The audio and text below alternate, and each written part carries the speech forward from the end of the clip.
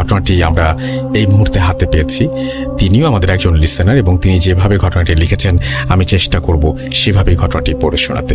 লিখছেন, আসসালামু আলাইকুম রাসেল ভাই, আমি মোহাম্মদ ইকলাস শেখ বাপ্পি রাজশাহী জেলার বাঘা থানার কলিগ্রাম থেকে বলছি। এবং তিনি দুটো ঘটনা পাঠিয়েছেন, যার মধ্যে একটি ঘটনা সিলেক্টেড হয়েছে, সেই ঘটনাটি হচ্ছে এটি। তাই তিনি লিখছেন যে আমি আবারও দুটা ঘটনা নিয়ে হাজির হলাম ভূত.com টিমের সাথে।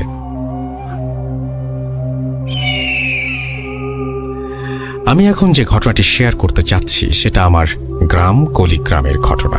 ঘটনাটি একজনের সাথে ঘটে না, তবে ঘটনা যাকে নিয়ে কেন্দ্র করে তার নাম আনেরা বেগম। তাকে সবাই দাদি বলে ডাকত। তো মূল ঘটনায় আসা যাক। ঘটনাটি 1998 সালের। আপনারা সবাই ভালোভাবে জানেন যে 1998 সালে প্রচুর পরিমাণে বন্যা হয়েছিল। তো আগেই একটা ঘটনায় বলেছি যে আমাদের গ্রামটি পদ্মা নদীর তীরে, অর্থাৎ পদ্মার শাখা নদীর পাশে, মানে আমাদের গ্রামটি পদ্মা নদীর পাশ দিয়ে চলে যাওয়া একটি গ্রাম। ঘটনাটি যখনকার, তখন আমাদের গ্রামটি আরও নিচু ছিল। তখন মানে অনেক নিচু থাকলেও এখন অনেকটা উঁচু হয়ে গেছে, বন্যার পানি আগের মতো আর ঢুকতে পারে না। তো তখন মানে 1998 সালে সেই বন্যায় আমাদের গ্রামেও পানি ঢুকে পড়ে। এমন কোনো বাড়ি নেই যেখানে পানি ঢুকে পড়েনি। আমাদের গ্রাম সহ আশেপাশের প্রায় সব গ্রামেই পানি ঢুকে যায়। তো ঘটনাটি যে দাদির সাথে ঘটে, তিনি ছিলেন একজন বিধবা নারী এবং তিনি ছিলেন বন্ধ্যা, তার মানে তার কোনো সন্তান ছিল না। আর ওনার বয়স ছিল প্রায় 65 থেকে 70 বছর।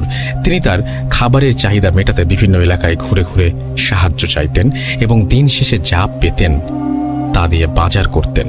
এবং পাশেই বিশাল বিশাল আমের গাছ ছিল, মাঠের পর মাঠ বিস্তৃত গাছ, এক পাশ থেকে আর এক পাশ দেখা যেত না।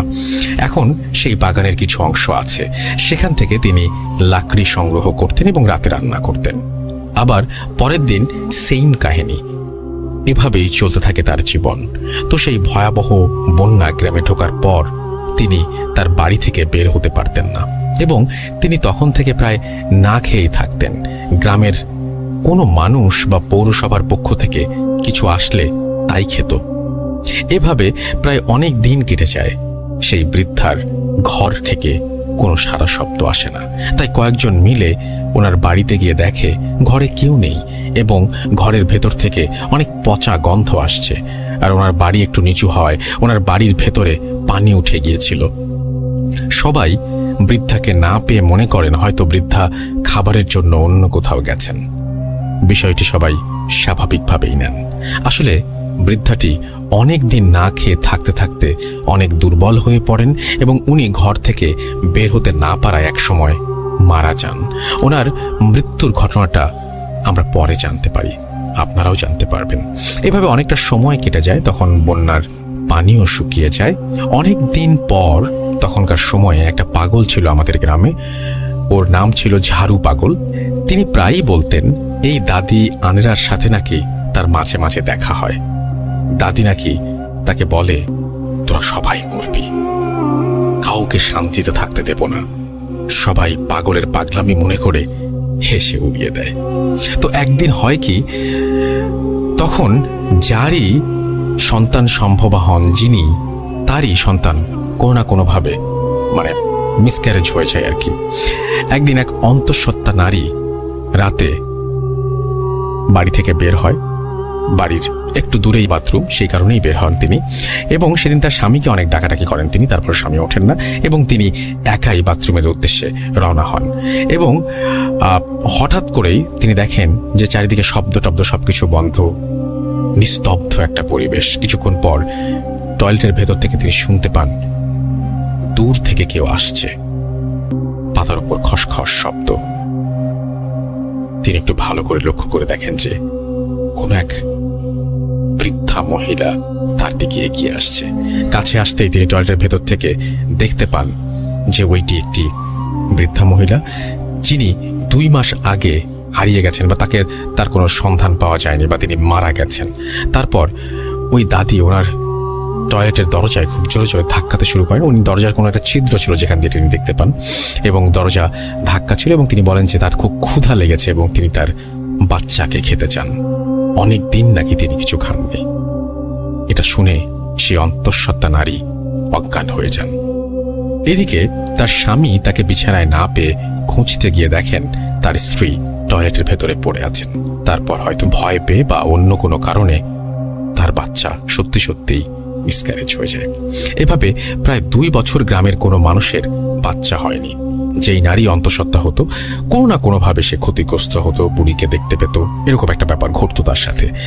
এটা যদি একজনের হতো তাহলে ব্যাপারটা হয়তো স্বাভাবিক একটা ঘটনা মনে হতো বা একটা বিচ্ছিন্ন ঘটনা মনে হতো।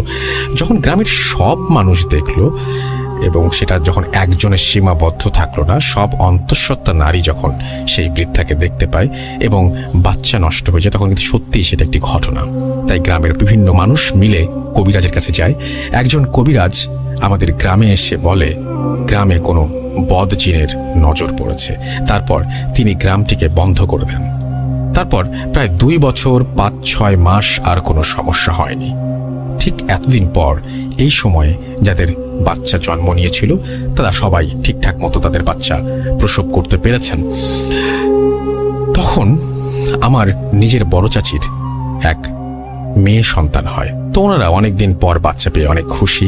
একদিন চাচি দুপুরবেলা রান্না বান্না করে ঘরের বিভিন্ন কাজ করতে করতে সন্তানকে শুইয়ে রেখে বাইরে যান। বাইরে থেকে হঠাৎ তিনি তার বাচ্চার কান্নার শব্দ শুনতে পান। দৌড়ে এসে দেখেন তার বাচ্চার পেটের মাংস কে যেন ছিঁড়ে খেয়ে চলে গেছে, আর পেট থেকে প্রচুর রক্ত বের হচ্ছে, আর বাচ্চার নাড়ি ভুড়ি সব চারিদিকে ছড়িয়ে ছিটিয়ে আছে। কয়েক মিনিটের মধ্যে বাচ্চাটি মারা যায়। আমার বড় ভাইও সেখানে ছিল। চারিদিকে কি কষ্টের পরিবেশ তৈরি হয়েছিল তখন এটা বোঝানো যাবে না। অনেকদিন পর আমাদের পরিবারে একটা সন্তান আসে, কিন্তু সে মারা গেল, এইভাবে মারা গেল। এই ঘটনা কেন ঘটল কেউ বুঝে উঠতে পারে না। এইভাবে আরো কয়েকটা বাচ্চার নির্মম মৃত্যু হয়। শেষ যে বাচ্চাটা মারা যায় তিনি আমার সম্পর্কে প্রতিবেশী চাচি হন, তার বাচ্চা।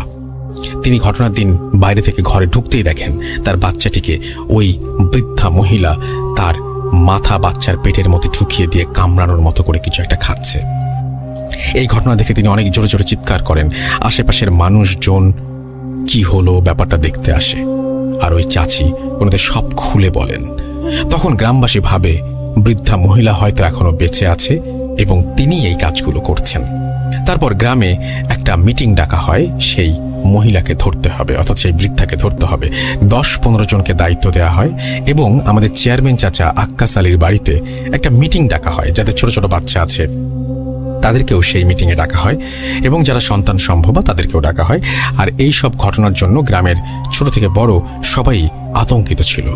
তাই ওই সব মহিলা তাদের সন্তান সহ আক্কাস সাহেবের বাড়িতে থাকে, আর সবাইকে বলা হয় কেউ যেন রাতে না ঘুমায়। আর এদিকে 10 থেকে 15 জন ওই বাড়ির চারপাশে বিভিন্ন ঝোপ ঝাড়ে কেউ বা গাছের ডালে বসে থাকে। তারা 9টা-10টা পর্যন্ত পাহারা দিতে থাকে। রাত যখন ঠিক 12:30 তখন কয়েকজন দেখে দূর থেকে কেউ মাজা পাখা করে আসছে, ঠিক ওই মহিলার মতো। তারা আগেই বলে রেখেছিল কেউ যদি কোকিলের ডাক দেয় তাহলে যেন সবাই সেটা লক্ষ্য করে। তখন তাদের মধ্যে একজন কোকিলের ডাক দেয়, তখন সবাই চলে আসে এবং সবাই একই জিনিস দেখে। তারা দেখে ওই বৃদ্ধাটি ওই বাড়িটির দিকে যাচ্ছে। হঠাৎ কেন যেন সবাই একসাথে একই ঘটনা দেখতে দেখতে ঘুমিয়ে পড়ে। তারা সবাই কেন যেন একসাথে ঘুমিয়ে যায় এবং কেন ঘুমিয়ে যায় এই ব্যাখ্যা পাওয়া যায়নি। আপনাদের কাছে কোনো ব্যাখ্যা থাকলে আপনারা বলবেন। হঠাৎ ওই বাড়ির সব মহিলা দেখে তাদের মধ্যে একজনের বাচ্চার উপর কেউ বসে আছে এবং তখন তারা চিৎকার শুরু করে এবং অবয়বটি চলে যায়। তখন তারা সবাই দেখে যে বাচ্চাটির কোনো ক্ষতি হয়নি। তারপর এসব ঘটনার পর অনেকে আমাদের এই গ্রাম থেকে অন্য গ্রামে বা অন্য জায়গায় চলে যায়। আর যাদের ওপর দায়িত্ব ছিল যে 15 জন, তাদের ওপর গ্রামের মোড়লরা খেপে যায়, বলে তোমরা থাকতে কিভাবে ওই বুড়িটি আবার বাচ্চার উপরে হামলা করে। তারপর 15 জনকে বলে আমাদের আর একদিনও সময় নষ্ট করা যাবে না, ওই বুড়িকে ধরতেই হবে। সেই দিন রাতে তারা আবার পাহারা দেয় চেয়ারম্যান সাহেবের বাড়ি। সেই রাতে তারা দেখে আগের দিনের মতো ওই বুড়িটা আবার চেয়ারম্যান সাহেবের বাড়ির দিকে আসছে। তখন তারা চারিদিক থেকে তাকে ঘিরে ফেলে। তখন সেই বুড়িটি একটা বিকট আওয়াজ করে হাওয়ায় মিলিয়ে যায়। সকালে রাতের এসব ঘটনা সবাইকে বলা হয় এবং যিনি রাতে এসেছিল সে কখনোই মানুষ হতে পারে না, এটা তারা ধারণা করে, কারণ মানুষ হলে আমাদের ভেতর থেকে পালিয়ে যেতে পারত না। তখন গ্রামবাসী আবার একটা মিটিং ডাকে। এতে সিদ্ধান্ত হয় আবার কোনো হুজুরকে ডেকে এর সমাধান নিতে হবে, না হলে এই গ্রাম ত্যাগ করতে হবে। ঠিক তখনই একজন বয়স্ক ভিক্ষুকের মতো নোংরা পোশাক পরে আছে এমন একজন কেউ তাদের ওখানে আসেন। তিনি বলেন, আমি এর সমাধান দিতে পারবো, তবে একটা শর্তে। আমাকে একটি অল্প বয়স্ক মেয়ে দিতে হবে, যেই মেয়েটির শরীরে আমি তাকে হাজির করব। তো সবাই ভাবে ঠিক আছে, আপনি ব্যবস্থা করেন, আমরা অল্প বয়স অর্থাৎ টিনেজার একজন লাগবে এবং সেই টিনেজ একজনকে তার শরীরেই নাকি সেই বৃদ্ধাকে হাজির করা হবে। এই লোকটি কিন্তু গ্রামের কেউ চেনে না। তখন সবাই খুঁজে, আমার বাড়ি একটু 5 মিনিটের পথ, একটা বাড়ি থেকে একটা মেয়ের মাঝে ওই লোকটি সেই বুড়ি মহিলাকে হাজির করে এবং লোকটি প্রশ্ন করে তিনি কেন গ্রামের বাচ্চাদের সাথে এমন জঘন্য অপরাধ করছে।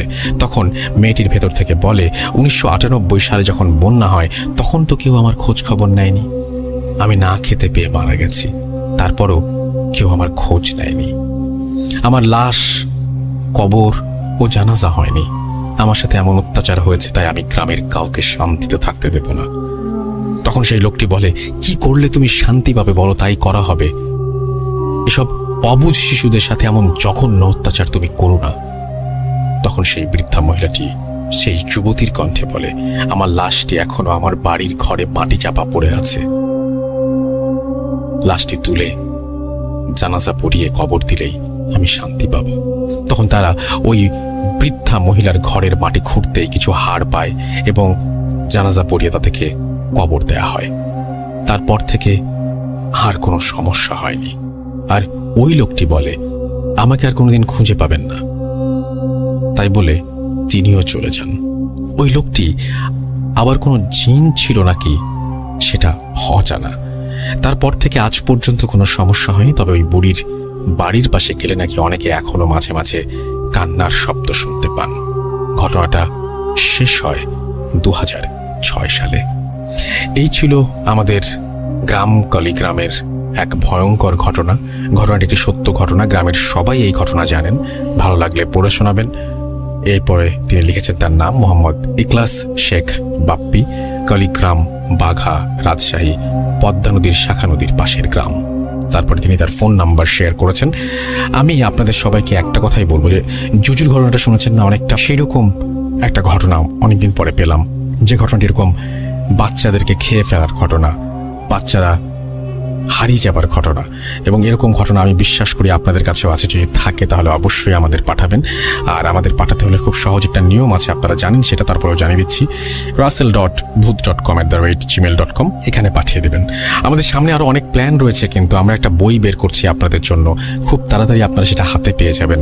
আরও বেশ কিছু জিনিস আমরা নিয়ে আসতে চাই আপনাদের জন্য, সেটাও আপনারা খুব দ্রুত হাতে পেয়ে যাবেন। সুতরাং বেশি বেশি ঘটনা পাঠান, যাদের ঘটনা ভালো হবে তাদের ঘটনায় স্থান করে নেবে সেই বইটিতে। এবং আশা করছি আপনাদের যদি পাশে পাই আমরা সামনের দিকে এগিয়ে যাবই, কোনোভাবেই থামব না। চলুন চলে যাই আমাদের পরের ঘটনায়। Spirit, be here with me.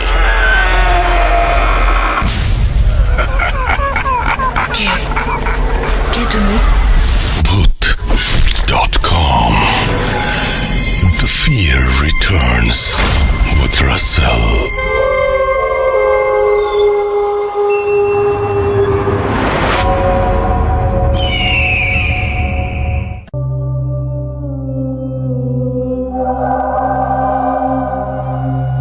আরও একবার আপনাদের সবাইকে স্বাগত জানাচ্ছি, আমি রাসেল। আশা করছি সবাই ভালো আছেন, ভালোর দলে আছেন এবং Booth.com-এর সঙ্গে আছেন। আমি এখন যেটা করতে চাই সেটা হচ্ছে আমি চলে যেতে চাই আমার পরবর্তী ঘটনায়, এবং এই ঘটনাটি আমি পেয়েছি গাইবান্ধা থেকে। আমি বিশ্বাস করি বাংলাদেশের বিভিন্ন জায়গায় ছড়িয়ে ছিটিয়ে আছে এমন অসংখ্য ঘটনা, যে ঘটনাগুলো আমরা এখনও জানতে পারিনি। অনেকে আমাদের এই প্রোগ্রাম হয়তো রেগুলার শোনেন, অনেক আগে থেকে শোনেন, কিন্তু মেসেজ যেমন করেন না তেমন ঘটনাও পাঠান না। এবং সেটার কারণ হচ্ছে অনেকের মধ্যে অস্বস্তি বোধ আছে, অনেকের সময়ের অভাব রয়েছে, নানা রকমের কারণ রয়েছে। আমি বলবো আপনারা যদি একটু কাইন্ডলি ঘটনা পাঠান তাহলে আমার জন্য খুব সুবিধা হয়। বাংলাদেশের বিভিন্ন জায়গার ঘটনাগুলো, পৃথিবীর বিভিন্ন জায়গার ঘটনাগুলো আমি আসলে আপনাদের সামনে তুলে ধরতে পারি। আর সেই জন্যই আমি চাইবো আপনারা আমাকে ইমেল করুন, যত বেশি সম্ভব ইমেল করুন, আপনার ঘটনা জানিয়ে দিন আমাকে। সেটা আপনার সাথে ঘটতে পারে, আপনার ফ্যামিলির কারোর সাথে ঘটতে পারে। আমি ভাবছি আজকে একটা জমিদার বাড়ির ঘটনা আমি শেষের দিকে শুনিয়ে দেবো, আশা করছি সেই ঘটনাটাও আশা করছি আপনাদের অনেক ভালো লাগবে। যে কথা বলছিলাম যে এখন যে ঘটনাটা আমি প্লে করতে যাচ্ছি সেটি আমাকে পাঠিয়েছেন যিনি, তার বাড়ি গাইবান্ধা এবং তার নানার সাথে ঘটে গিয়েছিল এই ঘটনাটি, এবং সেই ঘটনাটি আমি আপনাদের সামনে উপস্থাপন করতে চাই।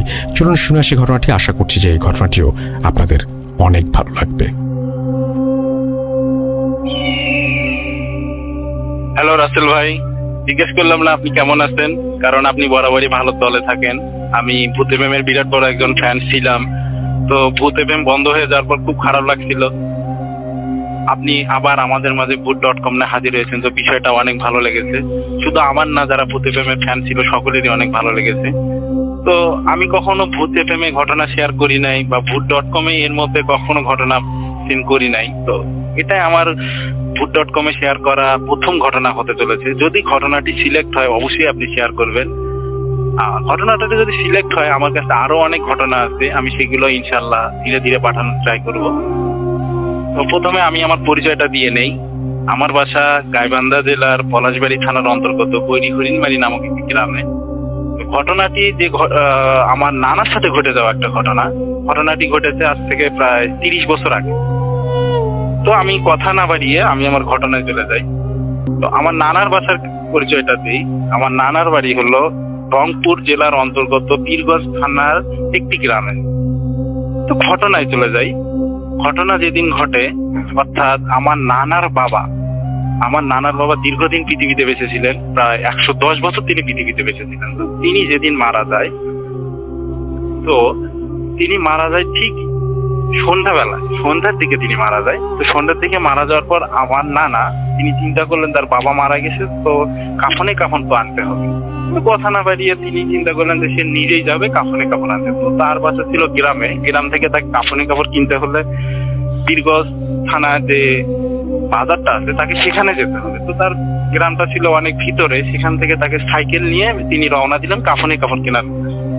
তো তিনি বাসা থেকে বের হলেন সাইকেল নিয়ে, নর্মাল ভাবে তিনি যেভাবে এতদিন পীরগঞ্জ থানায় যে বাজার আছে সেখানে তিনি বাজার করতেন, ঠিক সেইভাবে তিনি রওনা দিলেন বাজার করার উদ্দেশ্যে। সেখানে এসে তিনি কাপড় কিনবে আর কি।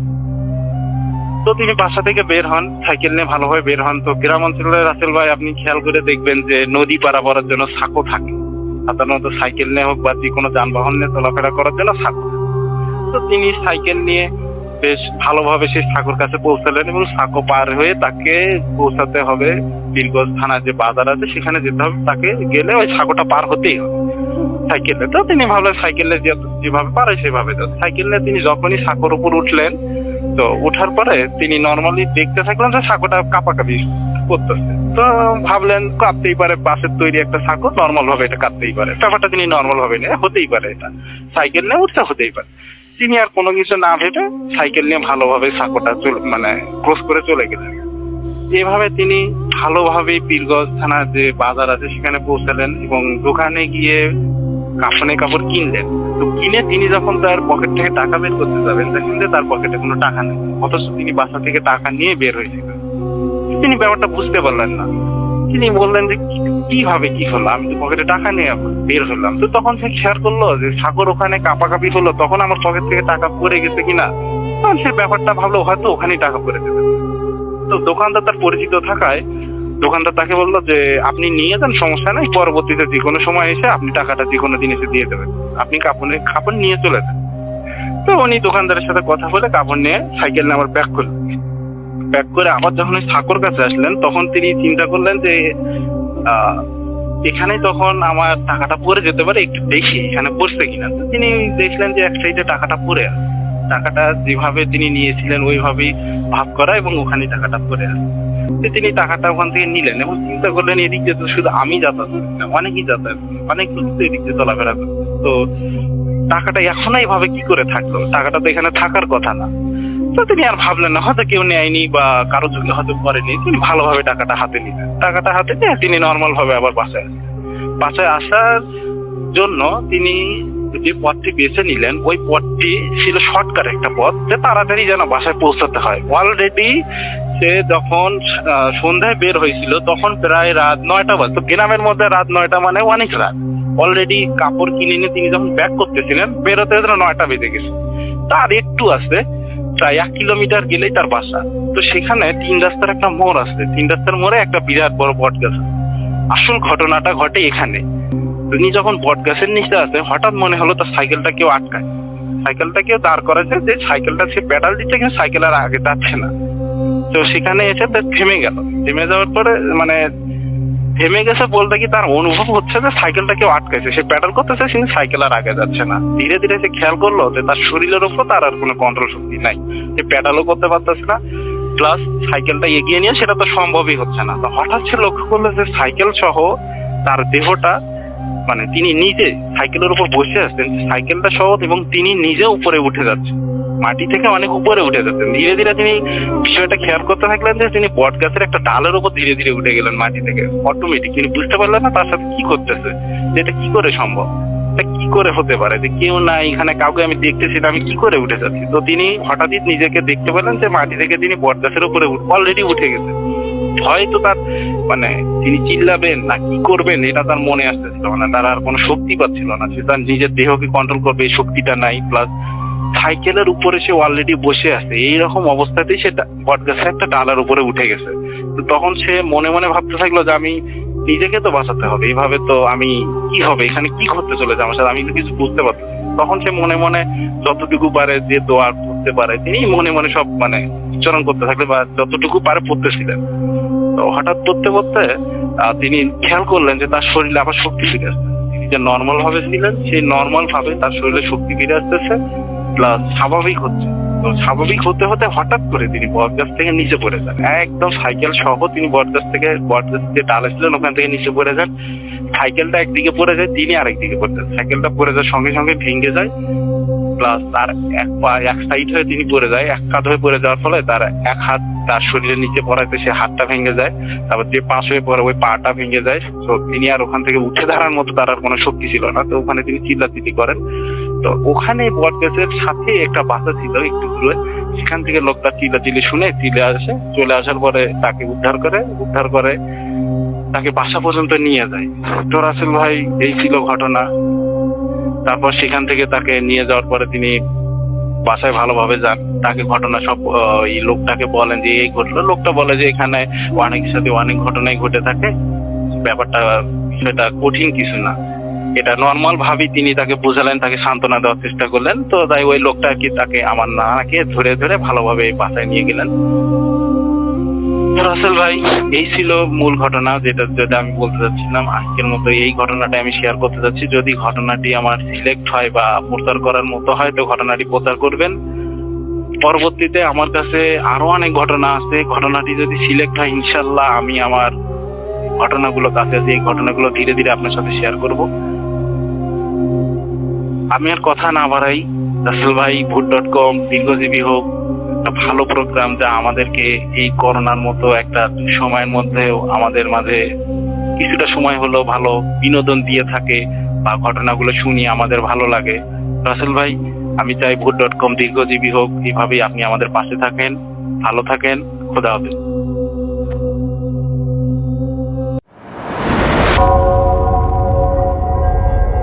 Spirit, be here with me.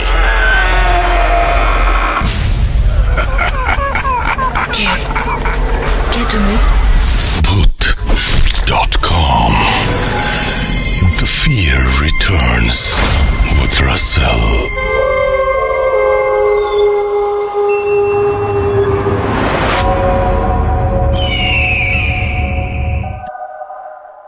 আমরা বিভিন্ন সময় বিভিন্ন ঘটনা নিয়ে আপনাদের সামনে হাজির হই।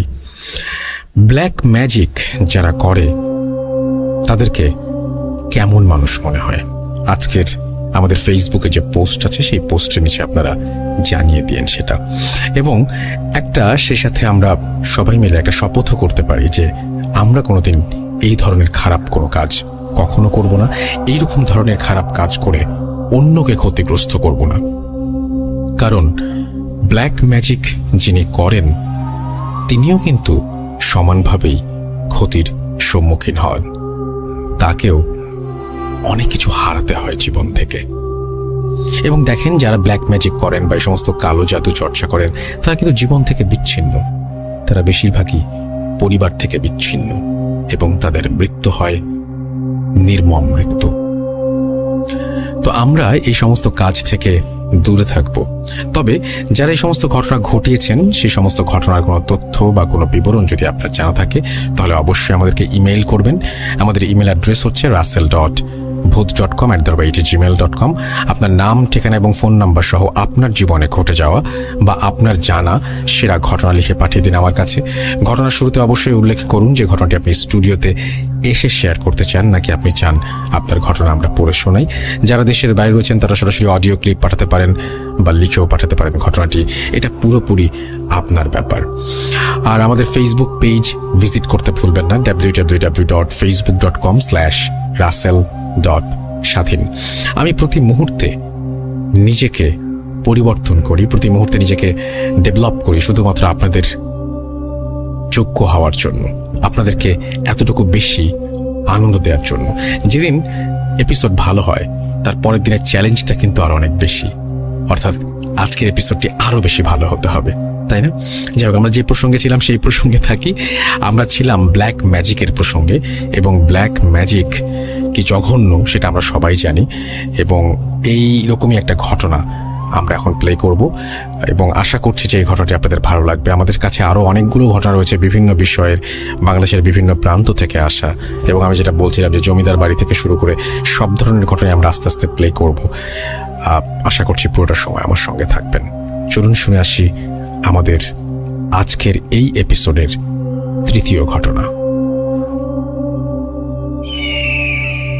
আসসালামু আলাইকুম রাসেল ভাই, আমি সিলেটের মৌলভীবাজার থেকে বলছি। ভূত.com শুরু থেকেই শোনা, ভূত FM এর আগে অনেক বছর ধরে শুনে আসছি। তো আজ আমি আমার নিজের ফ্যামিলির সাথে ঘটা একটি ঘটনা আপনাদের সাথে শেয়ার করতে যাব।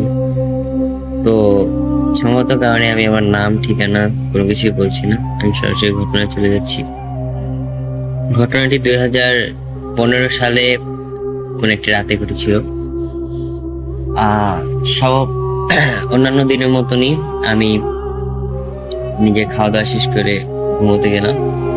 হঠাৎ মাঝরাতে আম্মুর গুঙানোর শব্দে আমার ঘুমটা ভাঙে। তো আমি সরাসরি আম্মুর রুমে চলে যাই, আব্বু রুমে চলে যাই। তো ওখানে গিয়ে রাসেল ভাই দেখলাম যে আম্মু ওয়াশরুমের যে ফ্লোরটা ওইখানে বসে প্রচুর বমি করতেছিল। তারপর অবস্থা অবনতি দেখে আব্বু আম্মুকে নিয়ে সরাসরি ডাক্তারের কাছে চলে যায় তৎক্ষণিক। তো আম্মুর সমস্যাটা বেসিক্যালি ছিল, আম্মু যেটা বলল যে মাথা ঘোরাচ্ছিল হঠাৎ করে, মানে একদম সুস্থ ছিল আমরা সবাই একসাথে রাতে ডিনার করলাম, একদম আম্মু ঘুমোতে গেল।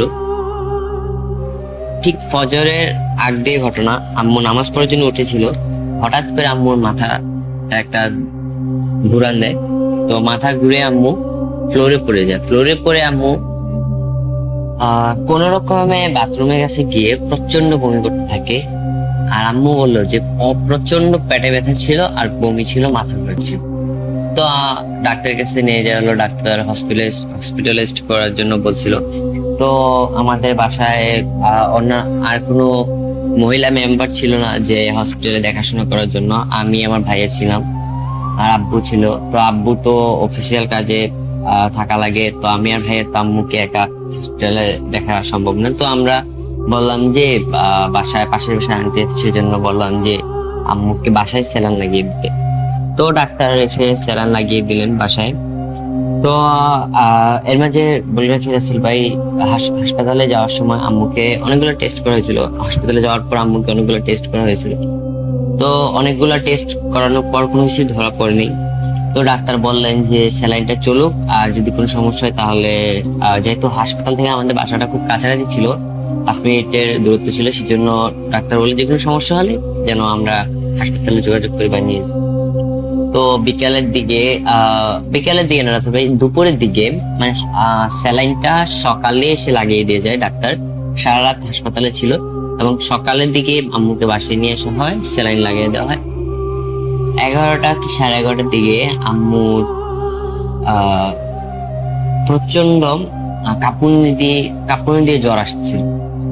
তো গরমের দিনে রাখতেন ভাই, আম্মু কম্বল গায়ে দিয়ে শুয়েছিল এবং হঠাৎ আম্মুর মুখ, শরীর সবকিছু কালো হয়ে আসতেছিল। তো এটা দেখে আপনার সাথে সাথে ডাক্তারকে ফোন করি। ডাক্তার বলে স্যালাইনটা খুলে দিতে, আর যদি বেশি সমস্যা হয় তাহলে হাসপাতালে নিয়ে আসার জন্য। তো আমরা হাত পা মালিশ করে দিচ্ছিলাম, শরীর ঠান্ডা হয়ে আসছিল। তো সেই জন্য জ্বরটা তখন অনেকটা ছেড়ে দিয়েছিল, কিন্তু শরীর প্রচন্ড ঠান্ডা হয়ে গেছিল হঠাৎ করে। তো হাত পা মালিশ করে দিচ্ছিলাম রাসেল ভাই, তখন হঠাৎ আম্মু বললেন যে, আমাকে ইশারায় বললেন যে আমাদের পাশাপাশি একজন আমাদের মসজিদের ইমাম রয়েছেন, তো উনাকে ডাক দাও। তো আমি গেলাম, হুজুরের কাছে গেলাম, হুজুরকে বললাম সবকিছু করে। হুজুর বললেন যে আসরের নামাজের পরে হুজুর আসবে। তো যথারীতি হুজুর আসলেন নামাজের পর। আসার পর হুজুর এসে বাসায় যখন আসলেন, আসার পর একটা দীর্ঘ নিঃশ্বাস ছাড়লেন। তারপর হুজুর আম্মুকে দেখলেন, দেখে একটা বোতলে পানি পড়া দিলেন, একটা তাবিজ দিলেন, আর বললেন যে পানি পড়াটা যখন খাবে, পানিটা হুজুরের যে পানিটা দিয়েছেন সেটা যখন খাবে, সে পানিটা মানে একটা নির্দিষ্ট টাইমে পানিটা খেতে হবে। ধরেন যদি 4টার দিকে খাওয়া হয়, ঠিক 2 ঘন্টা পর, মানে যখনই খাবে ঠিক 2 ঘন্টা পরেই পানিটা খেতে হবে, 1 মিনিটও লেট করা যাবে না, এবং তাবিজটা সাথে রাখতে হবে। আর হুজুর বলছিলেন যে 3 দিনের মধ্যে ঠিক হয়ে যাবে, 3 দিন পরে আম্মু যেন হুজুরের সাথে দেখা করে। তো এরকমই ওষুধ, তারপরে হুজুরের পানি একসাথে চলছিল সবকিছু। তো আল্লাহর রহমতে 3 দিনের ভিতরে আম্মু সম্পূর্ণ সুস্থ হয়ে যায়। তো আম্মু হুজুরের কাছে আবার যান। তো যাওয়ার পর হুজুর বললেন যে কিছুদিন আগে তোমাদের এই ফ্যামিলির একজন তোমাদের বাসায় আসছিল। তো বললে রাখি রাসেল ভাই যে আমাদের ফ্যামিলিতে আম্মু অসুস্থ হওয়ার আগের দিন আমাদের ফ্যামিলিরই একজন মেম্বার, আমি তার নাম উল্লেখ করছি না, সে আমাদের বাসায় এসেছিল। আসার পর আমাদেরকে দেখে শুনে, মানে আমাদের সাথে আসার পর, যেহেতু আমাদের আত্মীয়র মধ্যে, তো আসেন, আসার পর আড্ডা দেন, তারপর চলে যান নর্মালি একদম। হুজুর বলেন উনি যখন আসছিল, উনার সাথে উনি কি বলবো রাসেল ভাই, আসলে এটা বলতে আমার গাটা কাটা দিয়ে উঠে রাসেল ভাই, উনি নাকি কবর থেকে মাটি, মানে সদ্য দাফন করা কবর থেকে মাটি, উনি উলঙ্গ অবস্থায় ওই মাটিটা আনে এবং ওটা দিয়ে নানা রকম রিসোর্সের মাধ্যমে ব্ল্যাক ম্যাজিক করায়। আর ব্ল্যাক ম্যাজিক যার মাধ্যমে করায় সেটা হচ্ছে আসামের এক তান্ত্রিকের মাধ্যমে করায়, এবং এটা এমন ভাবে করায় যে ঠিক সময়, মানে 2 ঘন্টা পর পর আম্মুর অবস্থা আরো অবনতি হবে। তো হুজুর বলে যে এতক্ষণে আম্মুর, মানে যদি হুজুর বলেন, যখন বলেন যে হুজুর যখন দেখতে গিয়েছিলেন তখন এতক্ষণে আম্মুর মরে যাওয়ার কথা, কিন্তু একমাত্র আল্লাহ তাআলা, কারণ ভাই রাসেল ভাই আমরা সবাই জানি যে বাচ্চা মরা সবাই আল্লাহর হাতে। আর হুজুর যেটা বললেন যে যেই তাবিজটা করা হয়েছে, যে ব্ল্যাক ম্যাজিকটা করা হয়েছে, ততক্ষণে আম্মুর মরে যাওয়ার কথা, কিন্তু আম্মু 5 ওয়াক্ত নামাজ পড়তো, সবসময় কোরআন তেলাওয়াত করতো, সেজন্যে আল্লাহ অশেষ রহমতে আম্মু এখনো পর্যন্ত শত কষ্ট সহ্য করার পরও টিকে রয়েছেন। এবং হুজুর বললেন যে এটা ভাঙা হুজুর পক্ষে অনেক কষ্টকর ছিল হুজুর। তো এটা ভাঙার পর রাসেল ভাই, তো আম্মু চলে আসলেন বাসায়। বাসায় আসার পর আম্মু অনেকটা, আমরা সবাই ভেঙে পড়ি যে রাসেল ভাই আমাদের ফ্যামিলির একজন মেম্বার ফ্যামিলিগত শত্রুতার কারণে এত খারাপ একটা কাজ করবে। আর রাসেল ভাই এটা যে, মানে ওনাকে গিয়ে বলা হবে বা ওনাকে কোনো আইনি ব্যবস্থার মাধ্যমে কোনো কিছু করা হবে, রাসেল ভাই সেটা আসলে ভাই কোনোভাবে হয়ে উঠছিল না, কারণ রাসেল ভাই এগুলা প্রুফ কারোর সাথে অনেক কেউ বিশ্বাস করে রাসেল ভাই, কেউ বিশ্বাস করে না, এগুলা প্রুফ হিসেবেও মানা হয় না রাসেল ভাই, আর এটা কোনো বিচারও নাই। তো যে করছে সে তো কুফুরি করছে রাসেল ভাই। আমরা তো রাসেল ভাই এটা ইসলামিক মাইন্ডে, ইসলামিক শরীয়তের মধ্যে থেকে সেটা ফেস করতে হইতেছে, সেটাকে প্রতিরোধ করতে হইতেছে রাসেল ভাই। তো উনি এখন পর্যন্ত রাসেল ভাই, এখন পর্যন্ত উনি সেই করিয়ে যাচ্ছে রাসেল ভাই, আর আমরা অসহায়ের মতো শুধু রাসেল ভাই সেটাকে সাফার করে যেতেছি রাসেল ভাই। এখনো আমাদের বাসায় অনেক অবিশ্বাস্যকর ঘটনা ঘটে, ফ্যামিলি মেম্বারের মধ্যে পরিবর্তন হঠাৎ করে চলে আসে, সবাই হঠাৎ করে রাগান্বিত হয়ে যায় একজন আরেকজনের উপর। তো রাসেল ভাই যে একটা মানুষের কতটা বিকৃত মস্তিষ্ক হলে একটা মানুষ আর একটা মানুষের উপর এই ধরনের আচরণ করতে পারে ভাই, আসলে রাসেল ভাই এটা আমার বোধগম্য আসে না যে কিভাবে মানুষ এটা করে। আর রাসেল ভাই যারা সাফার করে তারাই বুঝতে পারে যে ভাই এটা আসলে কতটা কষ্টকর, কতটা কষ্টদায়ক। রাসেল ভাই এমন একটা মাস নয় যে রাসেল ভাই যেটা আমাদের ফ্যামিলিতে ব্ল্যাক ম্যাজিক করার পরে কোনো একটা প্রভাব পড়ে না। হয়তো ফ্যামিলি মেম্বারদের মধ্যে আমরা যারা ভাই আছি, আব্বু আছে, আম্মু আছে, ওদের মধ্যে ঝগড়া হয় বা আমরা কথা শুনি না আমাদের বাবা মার। তো রাসেল ভাই এইভাবে এরকম ভাবেই চলতেছে দিনের পর দিন। আমাদের জন্য দোয়া করবেন, আর যদি কোনো আপনার কাছে ভালো সাজেস্ট থাকে যে কোনো একটা ভালো হুজুরকে দিয়ে আমরা একটা পার্মানেন্ট কোনো একটা করতে পারবো, তাহলে আমাকে অবশ্যই জানাবেন রাসেল ভাই। এই ছিল আমার ঘটনা। ভোট.com দীর্ঘজীবী হোক। ধন্যবাদ রাসেল ভাই, আল্লাহ হাফেজ।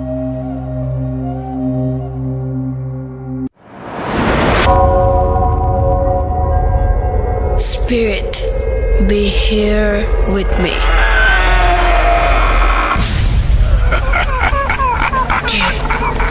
কে তুমি? Bhoot.com. The fear returns with Russell.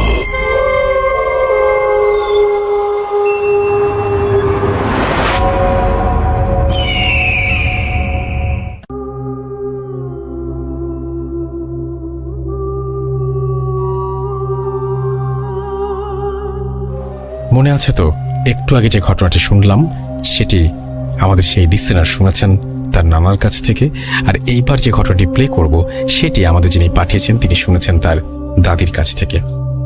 ছেলেবেলায় একটা সময় থাকে যখন নানি দাদিরা এই ধরনের ঘটনা আমাদের শোনাতেন। এখন কি সেই অভ্যেসটি আছে? আমি যখন শুরু করেছিলাম তখন আমার মধ্যে এই ব্যাপারটা খুব কাজ করেছিল যে আমরা মায়ের কাছ থেকে, নানা নানির কাছ থেকে, দাদা দাদির কাছ থেকে যে ঘটনাগুলো শুনি, সেই ঘটনাগুলো যদি আমরা আবার শুনতে পারি নতুন করে, তাহলে মন তো কি। এবং আপনারা ভালোবেসে আমাকে স্থান দিয়েছেন আপনাদের মনে, সেই জন্য আপনাদেরকে অনেক অনেক অনেক অনেক ধন্যবাদ। এবং আমি সেইখান থেকেই আমার প্রেরণা পাই সামনে এগিয়ে যাবার। তো আমি যেটা বলছিলাম যে নানি দাদিরা যে ঘটনাগুলো বলেন, সেই ঘটনাগুলো নিয়ে আমরা কি কখনো ছোটবেলায় সন্দেহ প্রকাশ করেছি? আমাদের কখনো মনে হয়েছে যে ঘটনাটা ঠিক যিনি বললেন, যা বললেন এটা হয়তো ঠিক না, বা উনি মিথ্যা বলছেন, এইরকম কোনো কিছু কখনো মনে হয়েছে বা মাথায় এসেছে? আমার মনে হয় না। আমরা কিন্তু পুরোটা সময় উপভোগ করেছি। আমিও তাই বলবো যে এই ঘটনাটিও যখন আপনি শুনবেন তখন উপভোগই করবেন। প্রতিটি ঘটনার কথাই বলছি, শুধুমাত্র এই ঘটনাটি বলছি না, প্রতিটি ঘটনা। এবং ঘটনাটি আরও চমৎকারভাবে শোনার জন্য যে একটা আয়োজন যদি দরকার হয়, সে ধরনের আয়োজনও করে নেবেন। অনেকে আমি শুনেছি যে স্পিকারে শোনেন, অনেকে আমি শুনেছি সবাই মিলে শোনেন। একা শুনলে যদিও ভয়টা আরও বেশি লাগে। যাই হোক, আমি কথা বলবো না, কারণ আমার কথা শুনতে আপনাদের নিশ্চয়ই ভালো লাগছে না, আপনারা শুনতে চান ঘটনা।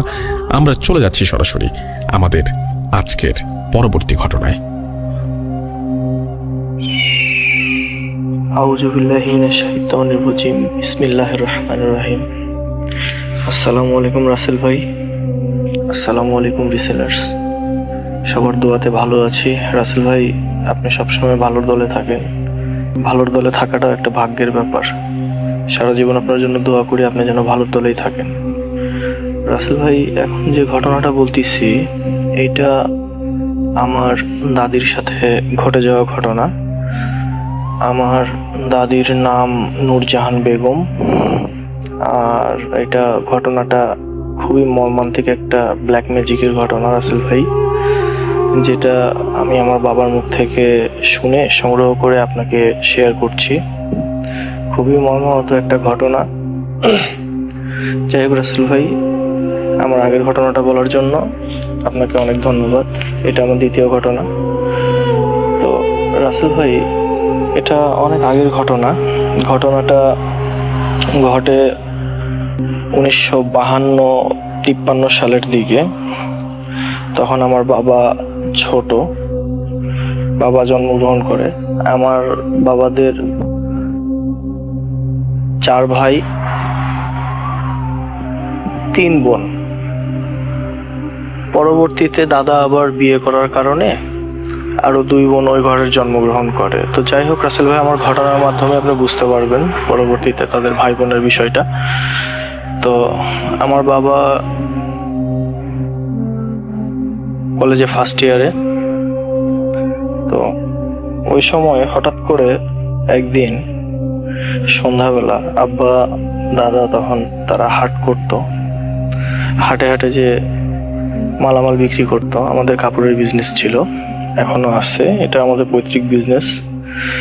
তো সেই আমলে তো গাড়ি ঘোড়া তেমন ছিল না, গরু গাড়ি বা ঘাড়ে করেই মালামাল নিয়ে অনেক পথ, 10-15 কিলো পথ হেঁটে যে হাট করে আবার ফিরে আসতে হইতো রাসেল ভাই। তো এরকম একটা হাটের দিনে বাসায় কেউ নাই, দাদি আর ছোট ছোট বাচ্চারা। তো হঠাৎ করে দাদি রান্না বান্না করে উঠানের মধ্যে আসছে। আসার পরে হঠাৎ করে আর দাদিকে পাওয়া যায় না। অনেক খোঁজাখুঁজির পর 2 দিন পরে বাড়ির পাশে একটা বাঁশের ঝাড় ছিল। সেই বাঁশের ঝাড়ে কয়েকজন মানুষ দেখতে পায়, তাকে বাসায় নিয়ে আসে।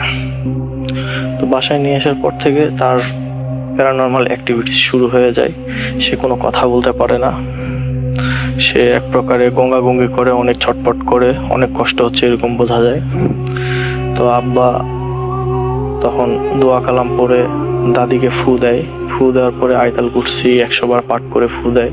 তারপরে একটু ঠান্ডা হইলে আব্বা কোরআন শরীফ বাইর করে দাদির বুকের উপরে নিয়ে পড়ে। যতক্ষণ কোরআন শরীফ পড়ে ততক্ষণ ভালো, কিন্তু রাত যত বেশি হইতে থাকে দাদির অবস্থা আরো খারাপ হইতে। দাদি কিছু বলতে পারে না, শুধু গঙ্গায়। তো আব্বা এই ইনসিডেন্টটা দেখার পরে অনেক কবিরাজের কাছে যায়। প্রায় আমাদের দিনাজপুরের উত্তরবঙ্গে যত ভালো কবিরাজ আছে, যত ভালো আলেম ওলামা আছে, সবাইকে উনি ঠকাইছে। তো একদিন একটা ভালো হুজুরকে আব্বা বাসায় আনে। তো ও হুজুর বাসায় এখনো ঢোকেই নাই রাসেল ভাই। দরজাতে পা দিয়ে যেই 1 পা দিছে, দেওয়ার পরে সঙ্গে সঙ্গে পাটা ঘুরত নিয়ে নিছে। উনি আর ভেতরে যায় না, কয় না এখানে অনেক বড় সমস্যা আছে, এটা আমার দ্বারা হবে না। এনাকে বোবাগালি সাধন করে বান মারছে, যার কারণে আর এটা কোনোভাবেই পসিবল না, এটা সম্ভব না। আরেকটা বিষয় রাসেল ভাই, যখন পূজা হয়, এক কথায় কালী তো হিন্দু সম্প্রদায়ের, তো যখন পূজা হয়, যে কোনো পূজা, যেমন কালী পূজা, দুর্গা পূজা, সরস্বতী পূজা, এই পূজাগুলোর সময় আমার দাদিকে বাসায় রাখা যায় না। উনি এক প্রকারে মনে করেন যে এমন একটা অবস্থা হয়, উনি আন্দাজে নাচতে থাকে, নাচতে নাচতে কাপড় খুলে চলে যায়, বাসায় রাখা যায় না। ওই বের হতে হতে একদম পূজা মণ্ডপে যায় নাচানাচি শুরু করে। আমার আব্বা আবার কাপড় চোপড় নিয়ে যায়, নানিকে পড়ায়, আবার কোনো রকমে ধরে বাসায় নিয়ে আসে, আবার সেই রকম রিচুয়াল করে, দোয়া কালাম পড়ে, বুকের উপরে কোরআন শরীফ বাইর করে পড়ে। এইভাবে করে কিছুদিন দিন যাচ্ছে। তো এক পর্যায়ে এই ইনসিডেন্ট শুরু হয় রাসেল ভাই। আসলে আমার দাদিকে যে পান মারছে, ইনি খুবই একটা খারাপ মানুষ। আমাদের বাসার পাশেই ওনার বাসা। তো উনি এই কাজগুলো করতেন।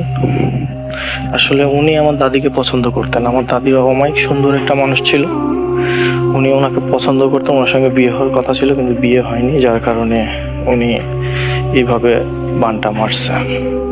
তো একদিন কালী পূজার রাতে দাদা আব্বা সবাই হাটে গেছে। ওই দিন সন্ধ্যা থেকে দাদিকে আর ঠিক থাকতে পারে না। দাদি অনর্গলভাবে নাচানাচি করতেছে, কাপড় চোপড় পুরোই উলঙ্গ। এই নাচানাচি করার পরে বের হয়ে চলে গেছে। নাই নাই নাই নাই, ওনাকে পাওয়া যায় না। তারপরে আবার আব্বু ওনার চিকিৎসা করতে করতে এক প্রকার উনিও কিছু কিছু রিচুয়াল শিখে গেছিল, যার কারণে সেই রিচুয়ালগুলো করার পরে দাদিকে আবার সেই বাঁশের ঝাড়ে ফিরে পায়। তো এখান থেকে নিয়ে আসার পরে উলঙ্গ ছিল, সেখানে কাপড় দিয়ে পেঁচাই টেঁচাই নিয়ে আসার পরে দাদিকে একটু সুস্থ করে, ওই সেই রিচুয়ালগুলো করার পরে দাদি একটু সুস্থ হয়। তখন দাদি বাবাকে বলে যে বাবা, তুই আমার ইজ্জত দেখছিস, তুই আমার বাপ, আমি দোয়া করে গেলাম তুই আজীবন দুধে ভাতে খাবি। আমি মনে হয় বেশি দিন বাঁচবো না বাবা, তুই আমার যে খেদমত করছে আল্লাহ পাক তোকে কখনো ঠেকাবে না, তুই অবশ্যই জান্নাত পাবি বাবা। তো এইরকম কষ্ট ভোগ করতে করতে আমার দাদি এক প্রকারে মারা যায়। তারপরে জানতে পারা যায় যে আসলে এই কাজটা কে করছে বা কেন করছে। তো রাসেল ভাই, আসলে ব্ল্যাক ম্যাজিক এমন একটা খারাপ জিনিস। এখন তো আমাদের বাংলাদেশে বা পৃথিবীতে মানুষকে মারতে অস্ত্রের প্রয়োজন হয় না, টেকনোলজিক্যাল ওয়েপনগুলো দিয়ে মানুষকে মারা হচ্ছে। যেমন ধরেন corona, swine flu, bird flu, এরকম।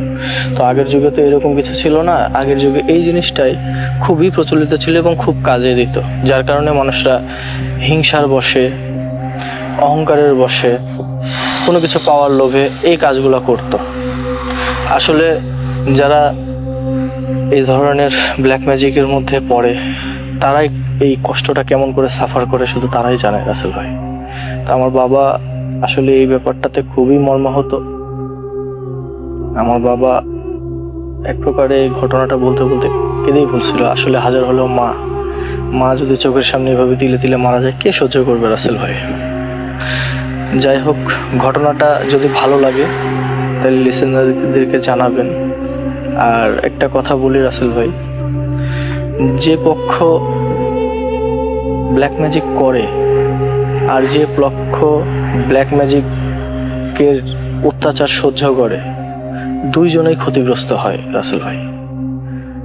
যে আমার দাদিকে ব্ল্যাক ম্যাজিক করছিল, যেটাই বোবাকালী সাধন করে যে পানটা মারছিল, সেই বেচারা যখন মারা যায়, সে প্রায় অনেক কষ্ট করে মারা গেছে। সে মরার আগে বেডে মনে করেন যে পায়খানা করে বেড থেকে উঠতে পারে না, অনেক একটা হিজিবিজি অবস্থা, অনেক অবহেলার মাধ্যমে সে মারা গেছে।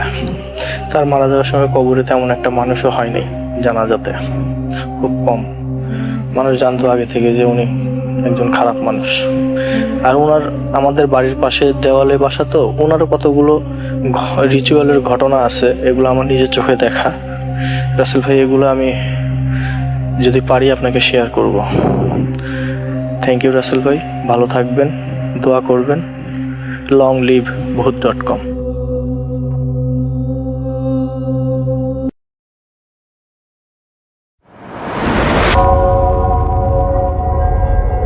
Spirit, be here with me.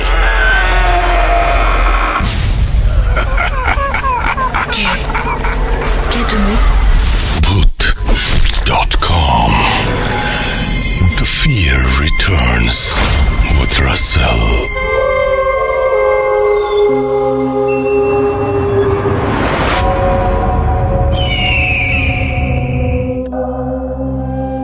Welcome back. আরও একবার আপনাদের সবাইকে স্বাগত জানাচ্ছি। আমি রাসেল, শুনছেন ভূত.com। আমাদের ইমেল অ্যাড্রেস হচ্ছে russell.bhoot.com@gmail.com। আপনার নাম, ঠিকানা এবং ফোন নাম্বার সহ আপনার জীবনে ঘটে যাওয়া বা আপনার জানা সেরা ঘটনা লিখে পাঠিয়ে দিন আমাদের কাছে।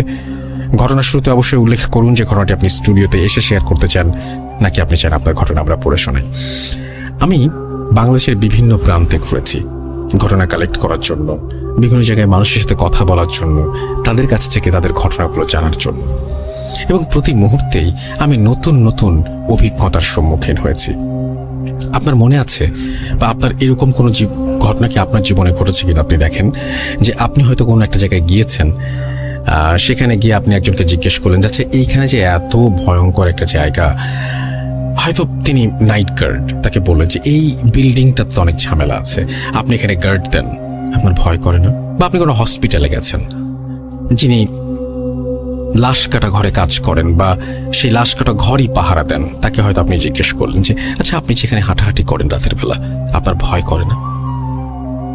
উত্তরটা খুব সহজ এবং সবার জানা, না, এক সময় করত, এখন আর করে না। প্রতিনিয়ত যখন ঘটনা ঘটে মানুষের জীবনে, তখন সেগুলো তো অভ্যেস হয়ে যায় না? তো মানে আমি এরকম একজন লিসেনার পেয়েছি যার এই ব্যাপারগুলো এখন অভ্যেস হয়ে গেছে, এখন আর ভয় পান না। আমার তো মাঝে মাঝে মনে হয় যে অনেকে বলেন যে আগে ভয় লাগতো এখন ভয় লাগে না, এটা সেই ধরনের কোনো কারণ হতে পারে। যাই হোক, আমি এই ঘটনাটি প্লে করতে চাই আপনাদের জন্য। এক সময় ভয় পেতেন, এখন ভয় পান না, কিন্তু ঘটনাগুলো চলমান। তার ঘটনা শুনে, চলমান ঘটনা শুনে আপনার কি ভয় লাগে? শুনে দেখুন। হ্যালো, আসসালামু আলাইকুম রাসেল ভাই। আশা করি আপনি আল্লাহর অশেষ রহমতে ভালো আছেন এবং সুস্থ আছেন। তো প্রথমে আপনাকে বা আপনার প্রতি অসংখ্য কৃতজ্ঞতা প্রকাশ করছি, কারণ আপনি এই প্রোগ্রামটা বিগত 10 বছর ধরে সচল রেখেছেন এবং এই মহামারীর মধ্যেও প্রতিটি শুক্রবারে আমাদের ভয়ের জগতে নিয়ে যাচ্ছেন। এই জন্য আপনার প্রতি অসংখ্য ভালোবাসা আমাদের। তো অনেকদিন ধরে ভাবছি ঘটনা পাঠাবো, তো পাঠানো আর হয়নি খুব ব্যস্ততার কারণে। তো আমি এই প্রোগ্রামটা 2016 সাল থেকে শুনি, আমি তখন ক্লাস 7-এ পড়ি। তো প্রথমে আমার পরিচয়টা দিই। আমার নাম মোহাম্মদ মিনহাস, আমার বাড়ি হচ্ছে বরিশাল জেলার মুলাদী উপজেলায়। আমি এবার এসএসসি এক্সাম দিয়েছি। তো আজকে যে ঘটনাটা আপনাদের সাথে শেয়ার করব সেটা আমার নিজে এক্সপিরিয়েন্স করা, আমার ফার্স্ট এক্সপিরিয়েন্স করা ঘটনা, নিজের অভিজ্ঞতা। তো আপনাদের কাছে কেমন লাগবে আমি সেটা জানি না, আমার কাছে প্রচন্ড ভয় লেগেছে। যখন নিজের সাথে কোনো ঘটনা ঘটে তখন সেই বুঝতে পারে যার সাথে ঘটে। তো রাসেল ভাইয়ের মতো একটা কথা বলবো যে বিশ্বাস করা বা না করা আপনাদের ব্যাপার। যেহেতু ভূত.com কে ভালোবাসি, রাসেল ভাইকে ভালোবাসি, সেই ভালোবাসা থেকেই ঘটনা পাঠিয়েছি। এবং এই ঘটনাটা যদি সিলেক্ট হয় তাহলে নেক্সট এপিসোডে অথবা অন্য কোনো সময়ে অবশ্যই ঘটনা পাঠাবো। আমার কাছে প্রচুর ঘটনা আছে, আমার ফ্রেন্ডদের, আমার এলাকার, আমার পরিবারের, আমি অনেক ঘটনা কালেক্ট করেছি। যেহেতু ভূত.com কে অনেক ভালোবাসি, এই প্রোগ্রামটা আমি যখন থেকে শুনি তখন থেকে লাইভ শোনার ট্রাই করি। 2-1 এপিসোড মিস গেলে আমি সেগুলো ডাউনলোড করে শুনতাম। তো মাঝখান দিয়ে যখন শুনলাম FM বন্ধ হয়ে গেছে, অনেক কষ্ট পেয়েছিলাম রাসেল ভাই, বিশ্বাস করেন। সো আপনি আবার ব্যাক করেছেন, অনেক খুশি হয়েছি। তো সরাসরি আমি আমার ঘটনায় চলে যাই। আমি যে ঘটনাটা আপনাদের সাথে আজকে শেয়ার করব, এই ঘটনাটা বেসিক্যালি 2017 সালে আমার সাথে ঘটেছে। আমি তখন ক্লাস 8-এ পড়ি। কত তারিখের ঘটনা আমার এক্সাক্ট মনে নাই, তবে মার্চ মাসের ঘটনা, এটা আমার মনে আছে। তো আমরা জানি ওই টাইমে কিন্তু অনেক গরম পড়ে। তো এমনই একদিন বা ঘটনার দিন, আমি 4টা বাজে যখন স্কুল ছুটি দেয় আমি বাড়ি আসি। বাড়ি এসে গোসল করে খাওয়া দাওয়া শেষ করে একটু রেস্ট করি। তো তখন আমরা যেটা করতাম সেটা হলো যে, তো আমরা যখন যেহেতু জিএসসি এক্সাম দিব, তো একটু পড়াশোনার প্রেশার বা চাপ বেশি থাকে। তো আমাদের স্কুলে ম্যাথের টিচার একজন ছিল। যেহেতু 9-10 ব্যাচলর পড়ানো লাগতো, তো আমরা স্পেশাল ভাবে আমরা ছেলেরা 5 জন 1 থেকে 5 রোল পর্যন্ত আমরা স্যারের কাছে সন্ধ্যা থেকে মাগরিব থেকে ইশার পর্যন্ত প্রাইভেট পড়তাম। তো ঘটনার দিন পড়তে যাই, তো আমরা পড়তাছি হঠাৎ মানে অন্ধকার হয়ে যায় এবং মেঘ ডাকছে, বিদ্যুৎ চমকাচ্ছে, বোঝাই যাচ্ছিল যে বৃষ্টি হবে। তো স্যারও ব্যাপারটা বুঝলো এবং স্যার আমাদের বললো তোমরা তাড়াতাড়ি বাড়ি চলে যাও, বৃষ্টি নামবে মনে হয়। তো স্যার ছুটি দিয়ে দিল এবং আমরা বাড়ির উদ্দেশ্যে রওনা দিব। তো আমি একটু বর্ণনা দিই। আমার স্কুল থেকে বাড়ির দূরত্ব প্রায় 10 থেকে 15 মিনিট এবং আমার স্কুল থেকে বের হলেই বাজার, মানে বাজার এবং স্কুল একসাথে অ্যাটাচ করা। তো আমি যখন স্কুল থেকে বাড়ি আসবো তখন আসার পথে আমার হাতের বাম পাশে হচ্ছে খাল এবং হাতের ডান পাশে 3-4 মিনিট হাঁটলে বাড়ি, এরপর শুধু জঙ্গল। তো আমি হাঁটতেছি তো ঘটনার কিছুদিন আগে নতুন একটি লাশ দাফন করা হয় আমার যাওয়ার পথেই, 10 থেকে 15 দিন আগে, সঠিক আমার মনে নেই, তবে আমার ঘটনার আগে। তো যা হোক, বিদ্যুৎ চমকাচ্ছে, মেঘ ডাকছে, বৃষ্টি তখন হচ্ছিল না। তো আমি যখন 3-4 মিনিট ক্রস করলাম তখন জঙ্গলের কাছাকাছি। তো আমি কবর থেকে একটু দূরে, তখন বেশি না, একটু ডিস্টেন্স দূরে, তখন আমার হাতে লাইট আছে, তবুও বিদ্যুতের ঝলকে আমার চোখটা কবরের দিকে চলে যায়, যেহেতু আমি কাছেই ছিলাম। মানে আমি একবার মনে হলো বা আমি দেখলাম যে কে একজন কবরের পাশে বসে আছে। মানে আমি প্রচন্ড ভয় পেয়ে গেলাম।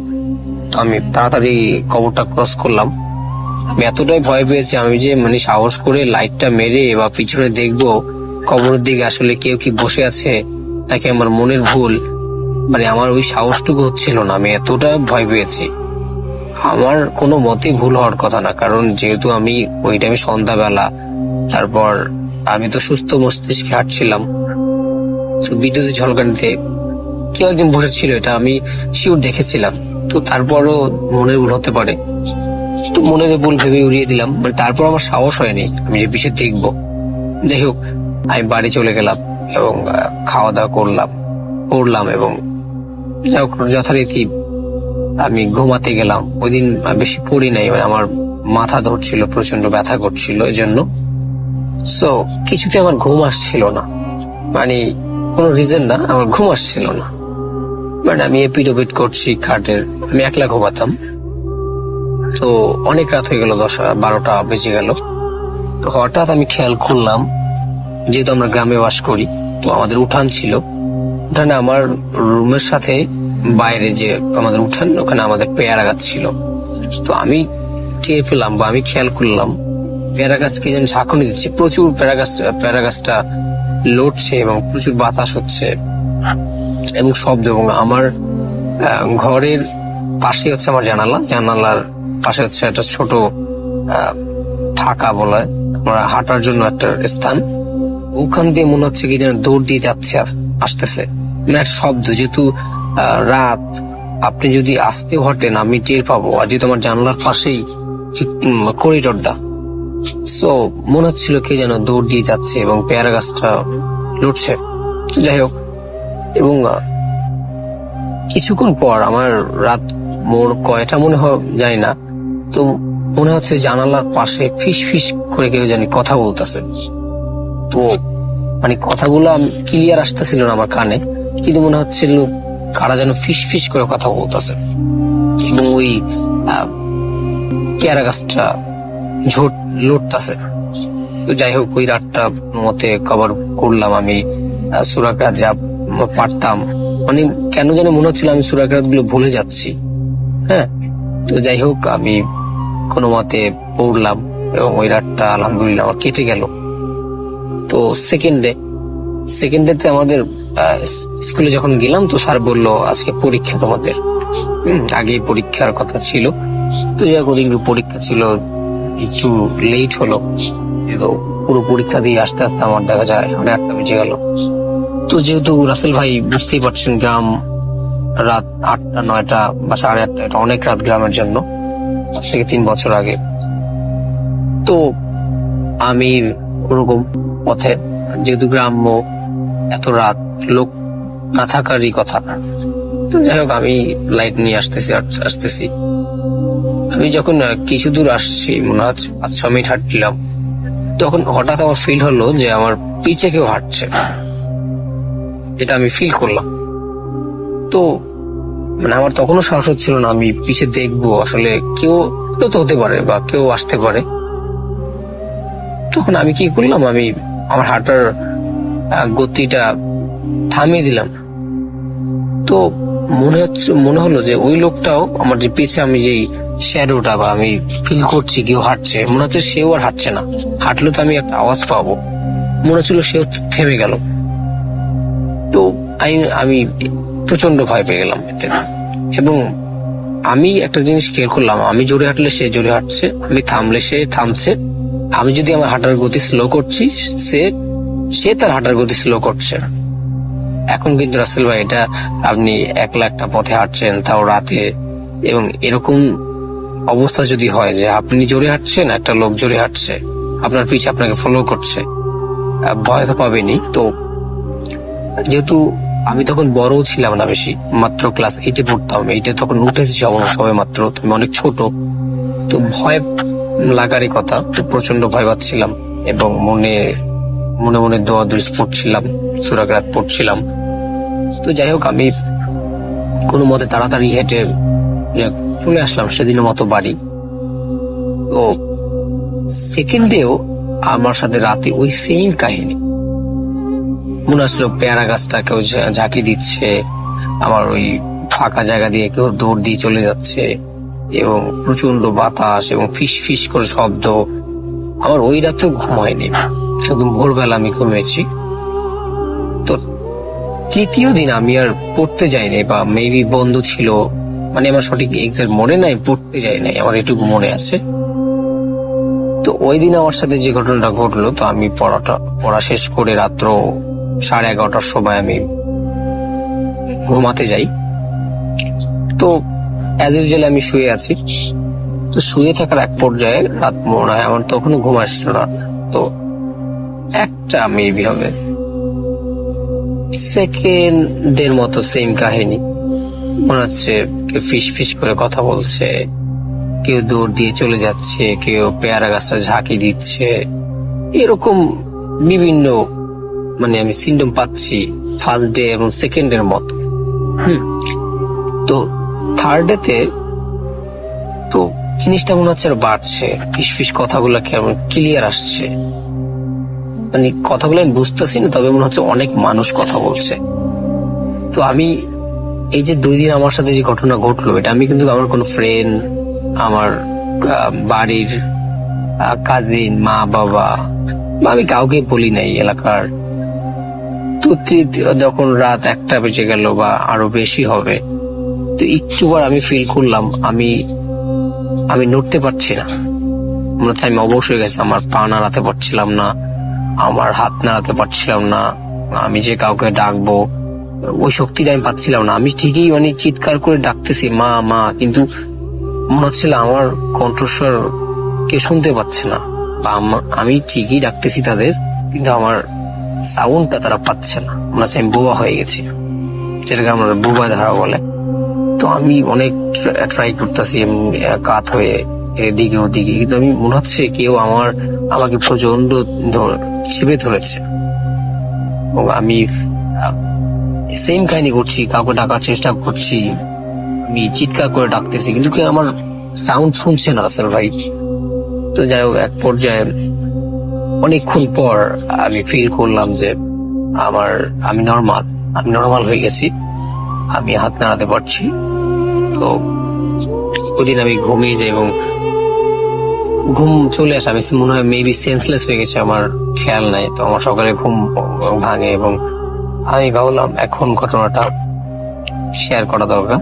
আমি আমার মসজিদের হুজুরের সাথে ঘটনাটা, জোহরের সময় আমি ওদিন স্কুলে যাইনি, আর আমার সাথে ঘটনা ঘটার পর আমি একটু অসুস্থ হয়ে পড়ি, আমার গায়ে জ্বর এসে পড়ে ঘটনার পর। তো আমি জোহরে নামাজের পর আমি আমার মসজিদের হুজুরের কাছে বললাম।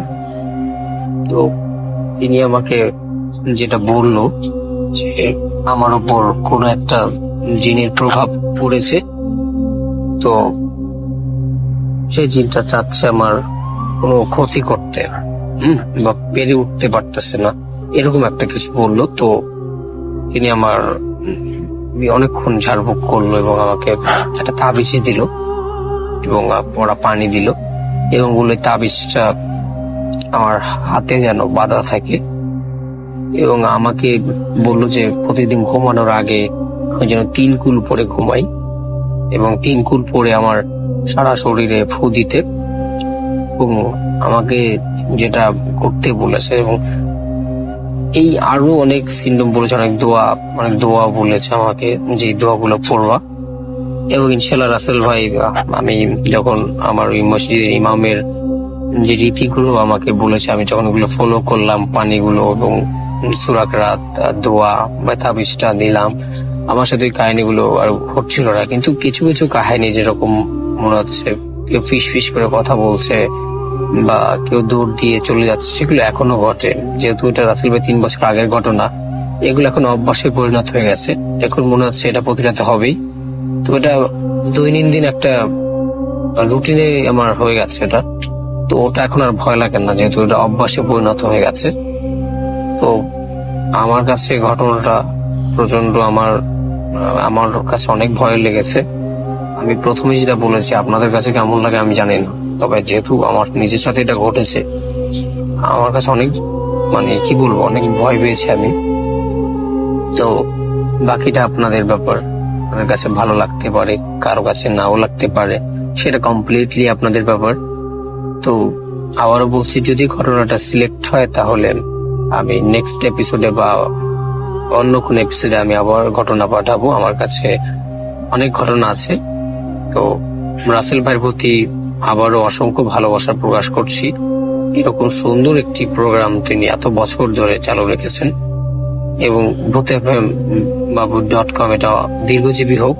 এবং রাসেল ভাইকে একটা কথা বলে আমি আমার ঘটনা শেষ করব, যে রাসেল ভাই প্রতিটা জিনিসের নেগেটিভ এবং পজিটিভ দিক আছে। তো হয়তো আপনি এখন আবার এই শোটা চালু করেছেন, হয়তো নেগেটিভ কিছু মানুষ বিভিন্ন কজ দেখাচ্ছে। তাই আমি বলবো, যতদিন পর্যন্ত আপনার কাছে ঘটনা, আমরা যারা শ্রোতা আছি আপনার কাছে ঘটনা পাঠাচ্ছি, ততদিন প্লিজ আপনি কারো কথায় থেমে যাবেন না। আপনি ভূত.com চালু রাখবেন। যেদিন দেখবেন আপনার কাছে ঘটনা কেউ পাঠাচ্ছে না, সেদিন আপনি বন্ধ করে দেবেন প্লিজ। এর আগে আপনি এই ভূত.com বন্ধ করবেন না। এটা একটা রক্তের সাথে মিশে গেছে এই শোটা। এটা প্রতি শুক্রবার না শুনলে মনে হয় ঘুম হয় না। তো অনেক অনেক দোয়া রইল শোর প্রতি, আপনার প্রতি, এবং লিসেনারদের প্রতি রইল ভালোবাসা। এগুলো আমি শেষ করছি আমার ঘটনা। সবাই ভালো থাকবেন। আসসালামু আলাইকুম।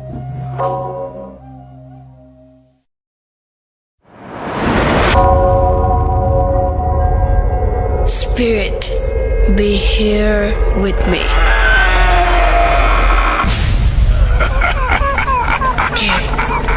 কে তুমি? Bhoot.com. The fear returns with Russell.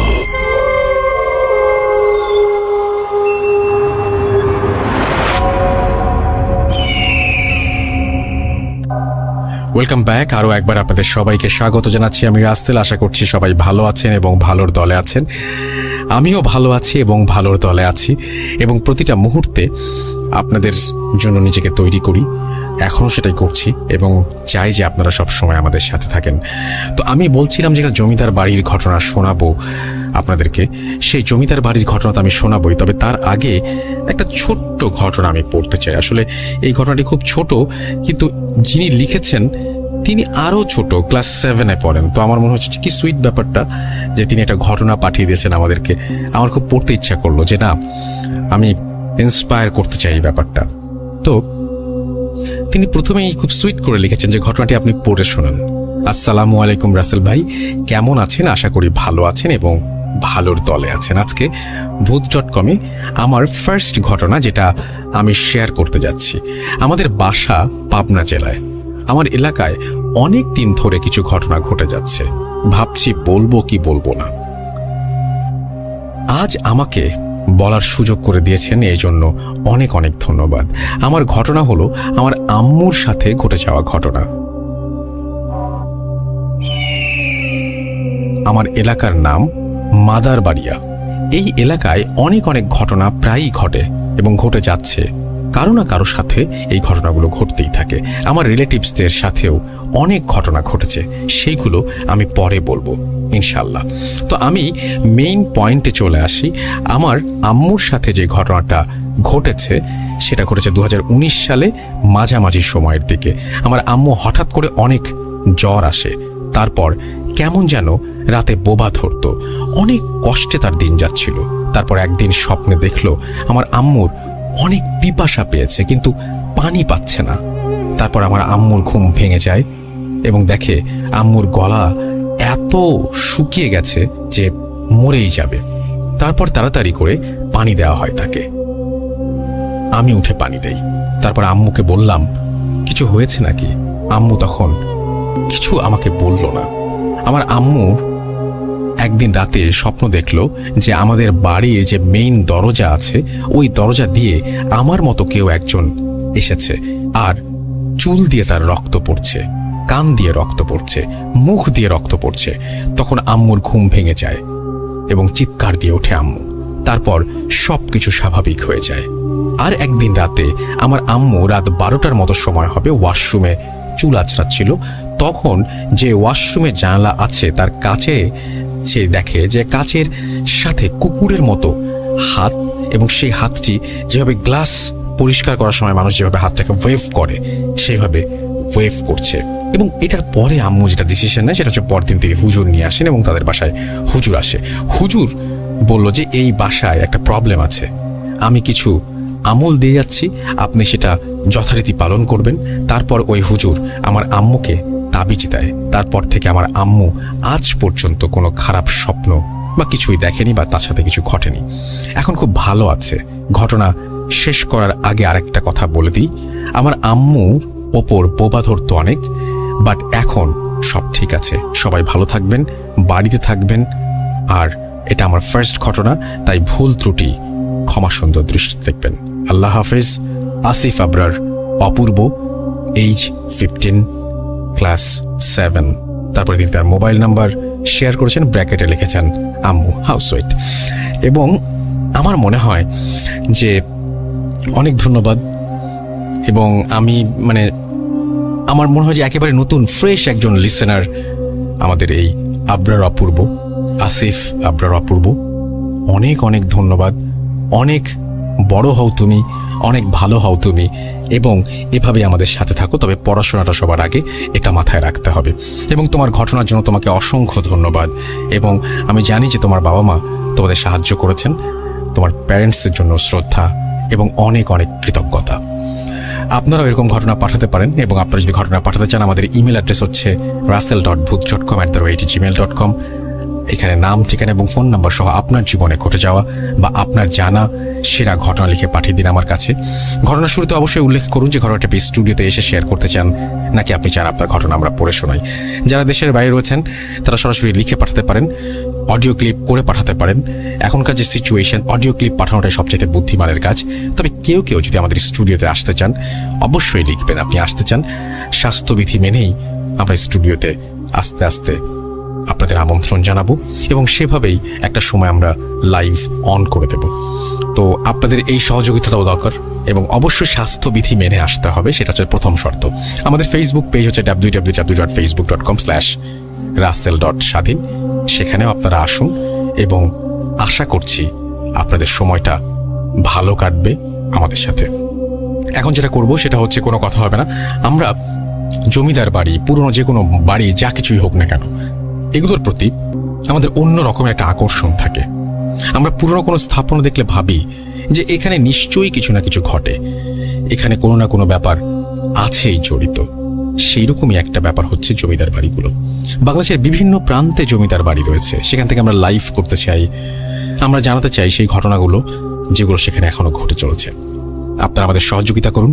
আমাদের ইমেল অ্যাড্রেসে আপনার এলাকায় যদি কোনো পুরনো জমিদার বাড়ি বা রাজার বাড়ি থাকে সেটা জানান। আমরা কিন্তু মাঝে মাঝে পুঠিয়া থেকে অনেক ঘটনা পাই, ময়মনসিং থেকে ঘটনা পাই, আরও বিভিন্ন জায়গায় এরকম জমিদার বাড়ি, রাজার বাড়ি ছড়িয়ে ছিটিয়ে রয়েছে।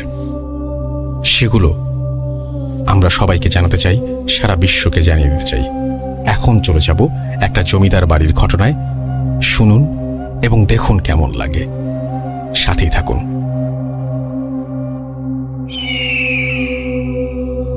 হ্যালো, আসসালামু আলাইকুম। রাসেল ভাই, আশা করি ভালো আছেন।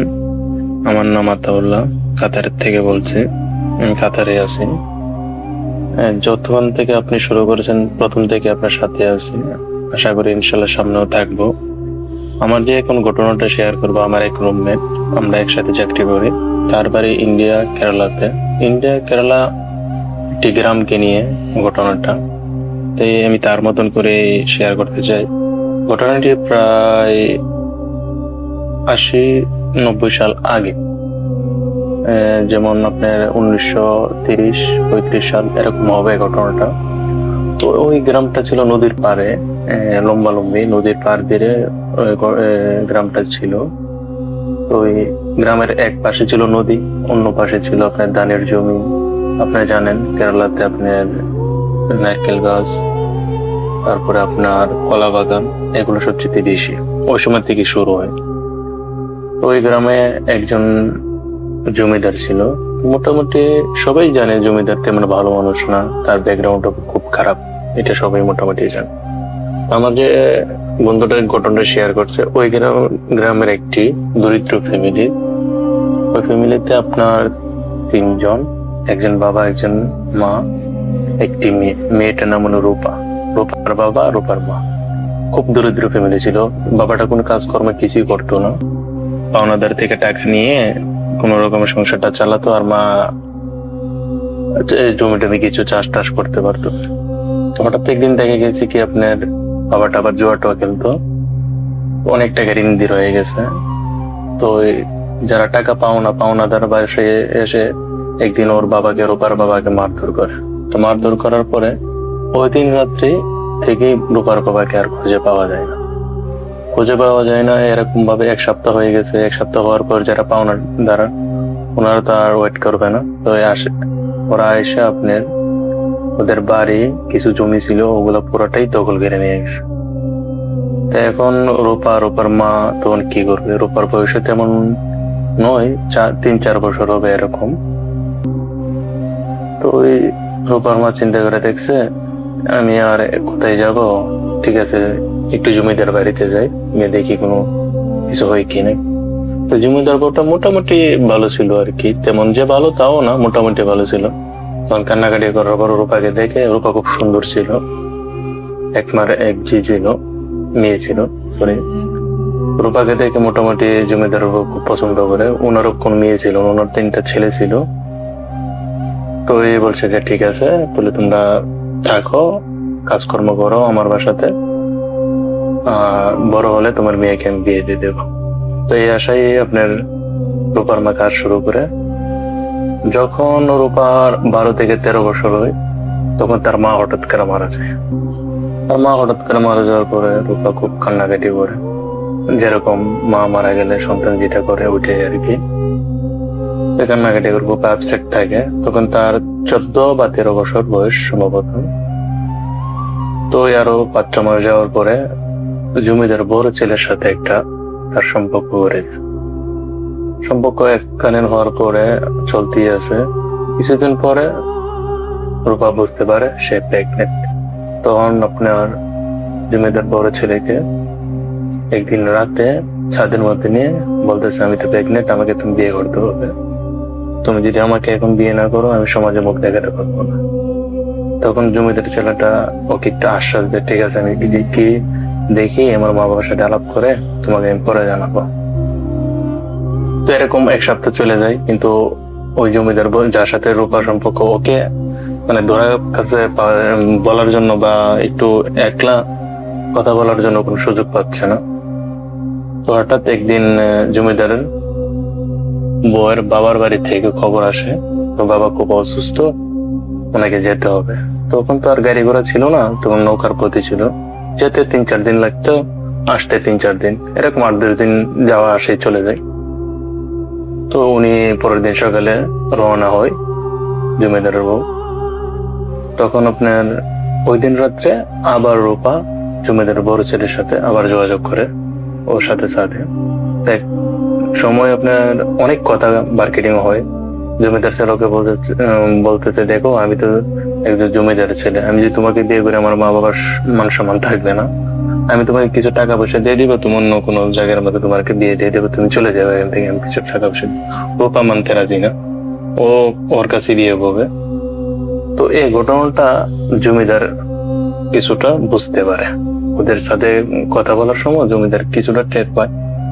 তো পরের দিন সকালে জমিদার বড় ছেলের সাথে জমিদার কথা বলে কি ঘটনা কি আসে বিষয়। তখন বড় ছেলে সবকিছু খুলে বলার পরে তো একটু রাগান্ত পাবো ওই ভাই।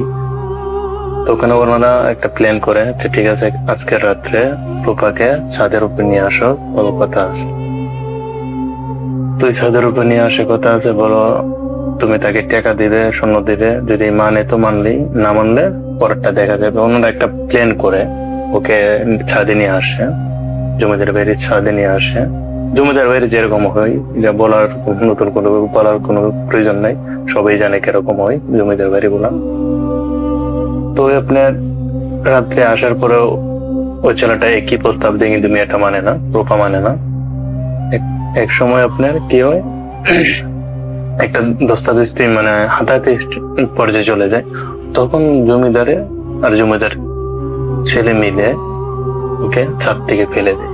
ছাদ থেকে ফেলে দেওয়ার সাথে সাথে রূপা মানে মারা যায়নি, কিছুটা হয়তো জীবিত ছিল। তখন ওনারা তাড়াতাড়ি করে নিচে যায়, নিচে গিয়ে এসে দুজন বাড়ির পাহারাদার যে জমিদার ওনাকে ডাক দেয়, ওনাকে মোটা অঙ্কের টাকা দিয়ে মুখ বন্ধ রাখার জন্য বলে। জমিদারের বাসার পাশেই একটা নারকেল গাছ ছিল, একটা কলা গাছ, একটা নারকেল গাছ বাগান ছিল। ওই বাগানে একটি এই নারকেল গাছের নিচে রূপাকে কবর দিয়ে দেয়, মাটি চাপা, কবরও না, দাফনও না, কোনো কিছুই না, মাটি চাপা দিয়ে এক বস্তার ভিতরে ভরে। বস্তাটা পর অসীমত তো রাত রয়ে গেছে, রশিও পায় না, তো এক পাহারাদারের গলার গামছা দিয়ে ওই বস্তার মধ্যে বাঁধে মাটির নিচে চাপা দিয়ে চলে আসে। এভাবে তো কয়েকদিন যাওয়ার পরে জমিদার বউ বাসায় চলে আসে। আসার পরে বলতে যে রূপা কোথায়? রূপা তো বলতে চাই এক ছেলের সাথে সম্পর্ক ছিল, তুমি যাওয়ার পরে ও সুযোগ পেয়ে গেছে, আমরা তো জমিদারি নিয়ে ব্যস্ত থাকি, তেমন কিছু দেখে দিই না, ও তো টাকা পয়সা নিয়ে এসে চলে গেছে। তো রূপার মা একটু মন খারাপ করছে, মেয়েটাকে নিজের মেয়ের মতন দেখতাম, খুব বিশ্বস্ত করতাম, আদর করতাম, এভাবে চলে গেল। আমাকে বললেই তো পারতো, আমি নিজেই ওকে বিয়ে দিয়ে দিতাম, যেহেতু ওর মার কাছে আমি বলছিলাম। তো আর কি করার আছে, এটাই মেনে নিছে। তো হঠাৎ আপনার একদিন এক তান্ত্রিক আসে, কাপালি এরকম তান্ত্রিকের মতো উনি আসে। আয়সা জমিদারের বাড়িতে আসে। আয়সা বলতেছে এ বাড়িতে খুব খারাপ কিছু হবে, মানে ভবিষ্যৎবাণী বলতেছে এ বাড়িতে খুব খারাপ কিছু হবে। ওনাদেরকে একটা বই দেখাচ্ছে। তো যেহেতু অনেক মহিলা মানুষ, জমিদার বউ খুব ডরে, যে বলতেছে বাবা কি হয়েছে? বলতেছে তোমাদের খুব খারাপ কিছু হয়েছে এ বাড়িতে। তো ওনারা বলতেছে আমরা কি করতে পারি, তোমাদের ভবিষ্যতে খুব খারাপ যাবে। তখন বলতেছে এটার থেকে বাঁচার জন্য আমরা কি করতে পারি? আমি একটু পূজা করে দেবো তোমাদেরকে, আমি ধ্যানে বসবো, কিছু সামান লাগবে। উনি বলতেছে তোমার ফ্যামিলির সবাই কাপড় নিয়ে আসো। কাপড় নিয়ে আসছে, তারপরে আপনার বিভিন্ন ধরনের যেগুলো ইউজ করে এগুলো জিনিস নিয়ে আসার জন্য বলছে। তো উনি এগুলো জিনিস নিয়ে আসছে। আইসা তিনি একটা ধ্যান দূর করে বলতেছে আজ থেকে কোনো সমস্যা হবে না, আমি চলে যাই। উনি চলে গেছে। ও তান্ত্রিক হঠাৎ করে যেভাবে এসেছিল হঠাৎ করে চলে গেছে। ওই দিনকার রাত্রে এত তুফান ওই জমিদার বাড়ির মধ্যে, ঝড় তুফান, রাত্রে প্রচুর ঝড় তুফান। এখন বাসার মধ্যে যে জমিদার বাড়িতে যে দুইজন পাহারাদার ছিল, ওনার তো ঝড় বৃষ্টিতে বাড়ি পাহারা দেওয়া সম্ভব না। ওনাদের যে রুমের মধ্যে চলে যায়। তো চলে যাওয়ার পরে তখন দুজন পাহারাদার ছিল। তো দুজনের মধ্যে একজন কিছুটা তন্দ্রার মধ্যে চলে যায়, হয়তো বা ঘুমাই নেই। আরেকজন বসে রয়েছে আর কি, হারিকেন জ্বালিয়ে। হারিকেন হতে সবাই বুঝেন, হারিকেন জ্বালিয়ে বসে আছে। হঠাৎ বাইরে দেখে ঝড় বৃষ্টির মধ্যে ঝড়ের সামনে কি একটা যেন দাঁড়িয়ে আছে। একজন পাহারাদার, উনি দেখতেছে ফার্স্টে। প্রথম দেখে উনি বলতেছে হয়তো বা বাড়িতে, বাসার ভিতর থেকে কেউ বাড়িছে। উনি একটু দরজাটা খুলে যে মাত্র সামনে দাঁড়ালো, একটা কালো একটা হাওয়ার মতন ওনাকে টেনে বাইরে নিয়ে যায়, টেনে বাইরে নিয়ে চলে যায়। তখন ভিতরে যে ছিল উনি ঘুম তো ছিল না, কিন্তু দরজা যদি কে খুলে বাসায় বাইরে যদি হঠাৎ করে স্পিডে চলে যায় বাতাসের সাথে। তো উনি হঠাৎ চমকে উঠে দরজার ফাঁক দিয়ে উনি দেখে কালো একটা আবায়ক, মানে কিরকম বলতে একটা বড় ধরনের একটা জানোয়ারের মতন, কিছুটা নেকড়ের মতন, এরকম অনেক বড়। এটা কি করছে, ওই যে প্রথম যে পাহারাদারটা ওনার ঘাড় ধরে কামড় দিয়ে ঘাড়টা ছিঁড়ে ফেলে পরে থেকে নিচে ছেড়ে দিয়ে কালা হাওয়াটা চলে যায়। আর ঝড় তুফান প্রচুর হয়। তো পরের দিন সকাল ওটা দেখে সাথে সাথে ওই পাহারাদার ওই রুমের মধ্যে অজ্ঞান হয়ে পড়ে থাকে।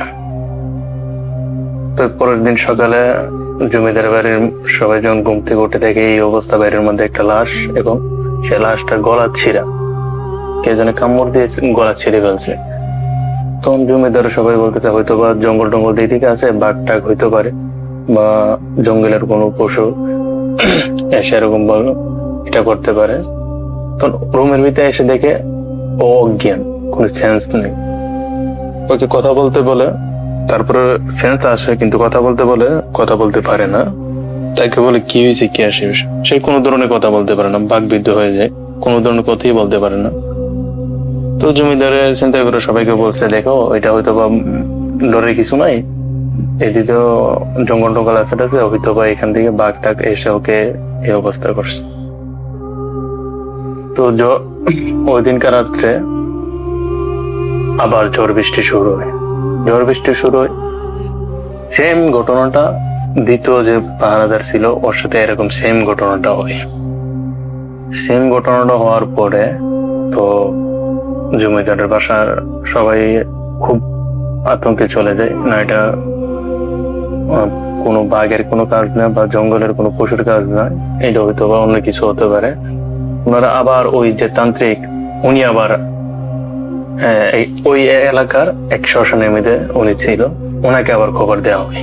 তো উনি আয়সা বলতেছে হ্যাঁ এবারেতে একটা খারাপ জিনিস আছে, এরা প্রতিশোধ নিয়ে ছাড়বে, প্রতিশোধ যতক্ষণ না নিবে ততক্ষণ সে এখান থেকে যাবে না।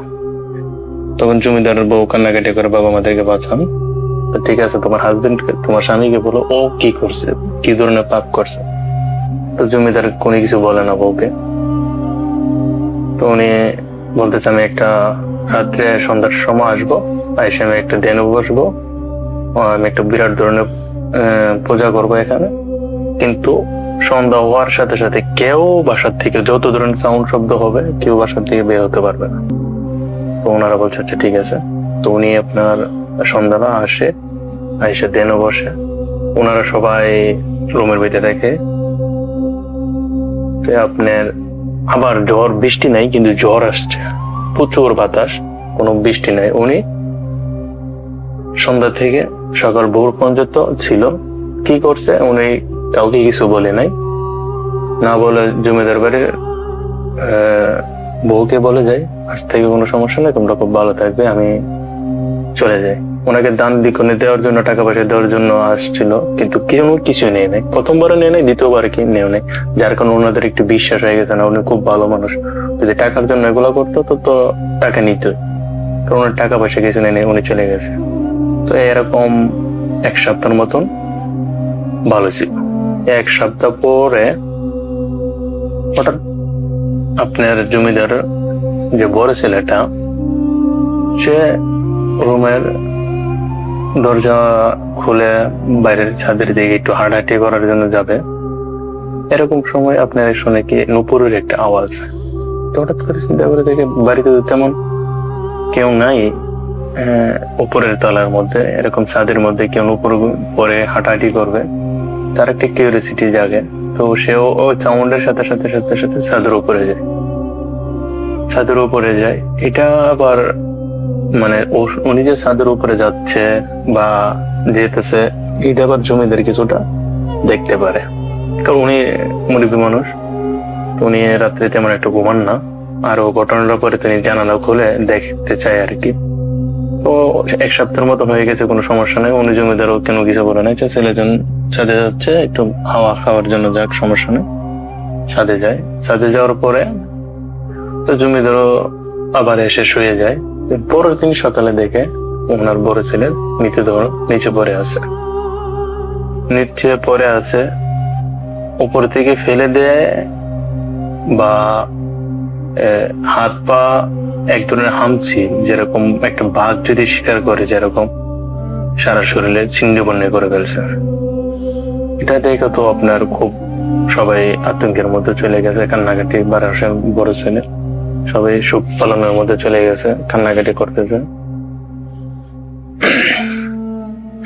তো আপনার জমিদারের বউ এক ভাই ছিল, সে জিনিসটা বুঝতে পারে, তার শুনে তার বাগ্নের এই অবস্থা হয়েছে। উনি করছে একজন হুজুর নিয়ে আসছে, খুব নামি হুজুর, মানে ওই এলাকার খুব মানে নাম দাম আছে ওনার, বা উনি খুব ভালো হুজুর এরকম সবাই জানে। তো ওনাকে নিয়ে আসে। তো উনি আইসেই বলছে এ বাড়িতে এত বড় সমস্যা হয়ে গেছে, এখন আমাকে ডাকতেছেন, এখন তো সবাইকে খেয়ে ফেলবে, কাউকে ছাড় দিবে না, এ বাড়িতে খুব খারাপ কিছু আছে। ওই তান্ত্রিকের মতো সে বলে যায়। তো বলতেছে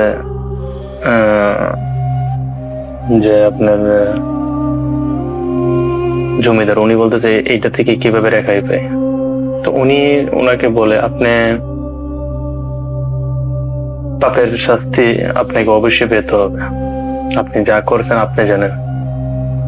আমি এ বাসায় ঢুকি বুঝতে পারছি কি কি ঘটনা হচ্ছে, আমার চোখের সামনে সবকিছু ভাসতেছে। তো উনি এই ধরনের কথা শুনে জমিদার বউ ওনাকে প্রেশার দিয়ে, কি হয়েছে আপনি বলেন, সবাই আপনাকে এই ধরনের কথা বলতেছে, ঘটনা কি?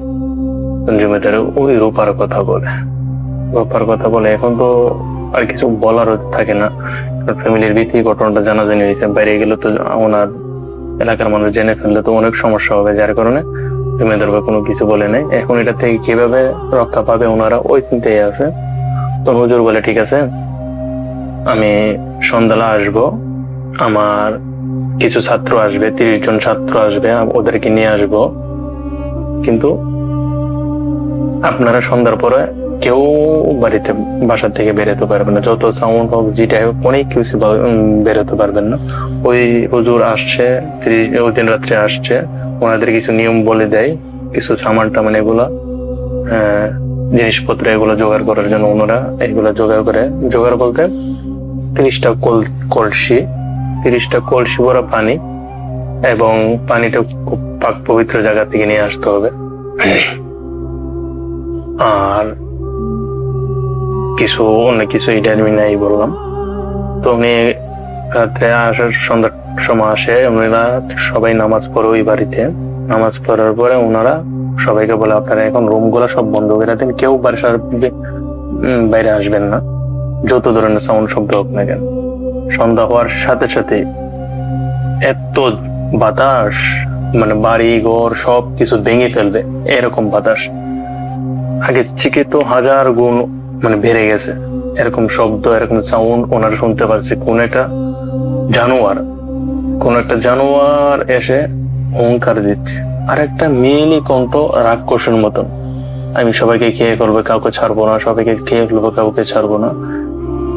একটা হলো জানোয়ার, আর একটা হলো আপনার রাক্ষসের মতন একটা মেয়ের কণ্ঠ, এরকম ভাবে বলতেছে বাইরের থেকে। তো এরকম চলার পরে ভোর যখন হয় তখন এই শব্দটা কমে যায়, একবার টোটালি কমে যায়। তখন হুজুর বলতেছে, আপনার বাড়ি যে সমস্যা ছিল আমি এই সমস্যার সমাধান করে ফেলছি, কিন্তু আপনার হাজবেন্ড যে জমিদার সে তার পাপের শাস্তি পাবে, প্রকৃতভাবে সে তার পাপের শাস্তি পাবে। তখন আপনার জমিদার বউ বলছে, মানে কি আমাদেরকে ঘটনাটি খুলে বলেন। ঘটনাটা খুলে বললাম, প্রথম আপনার বাড়িতে একজন তান্ত্রিক এসেছিল, জি, ওই তান্ত্রিক আর কেউ নয়, ওই তান্ত্রিক রূপার বাবা ছিল। সে এখান থেকে চলে যায়, চলে গিয়ে সে সাধনা করে 12 বছর একটানা সাধনা করে সে বিরাট অনেক বড় তান্ত্রিক হয়ে আসে, কাপালি। সে তার ওই দিন থেকে যখন সে বুঝতে পারে তার মেয়ের সাথে এরকম ঘটনা ঘটছে, সে ওখান থেকে আস্তে আস্তে 4-5 দিন সময় লেগে যায়। তখন হঠাৎ করে আপনার বাসাতে আসে, আয়সা সে যে 2 জন পাহারাদার ছিল ওনাদেরকে কোনো কিছু দেয় বা কোনো কিছু খাওয়ানো হয়, ওনাদেরকে ব্ল্যাকমেল করা হয়। ওনারা এই জন্য 2 জন 2 রাত্রে মারা যায়। আর আপনারা যখন 2 রাত্রের পরে ওনার মারা যাওয়ার পর আবার ওকে নিয়ে আসেন, সে আপনাদেরকে প্রথম দিন কিছু কাপড় এগুলা অনেক কিছু আপনাদেরকে থেকে চেয়ে নেয়। এগুলা সব বাসার চারিদিকে এগুলা সে পুঁতে রাখে। এবং আপনারা যে আপনার হাজবেন্ড যে ওই মেয়েটার নারকেল গাছের নিচে দাফন দিয়েছিল, মানে মাটি চাপা দিয়েছিল, সে ওই দিন রাত্রে ওই লাশটার তার মেয়ের মাথার চুল দিয়ে ওখান থেকে নিয়ে আসে, চুলগুলা নিয়ে আসে, আপনাদের কাপড়গুলা দিয়ে সে ব্ল্যাক ম্যাজিক করে।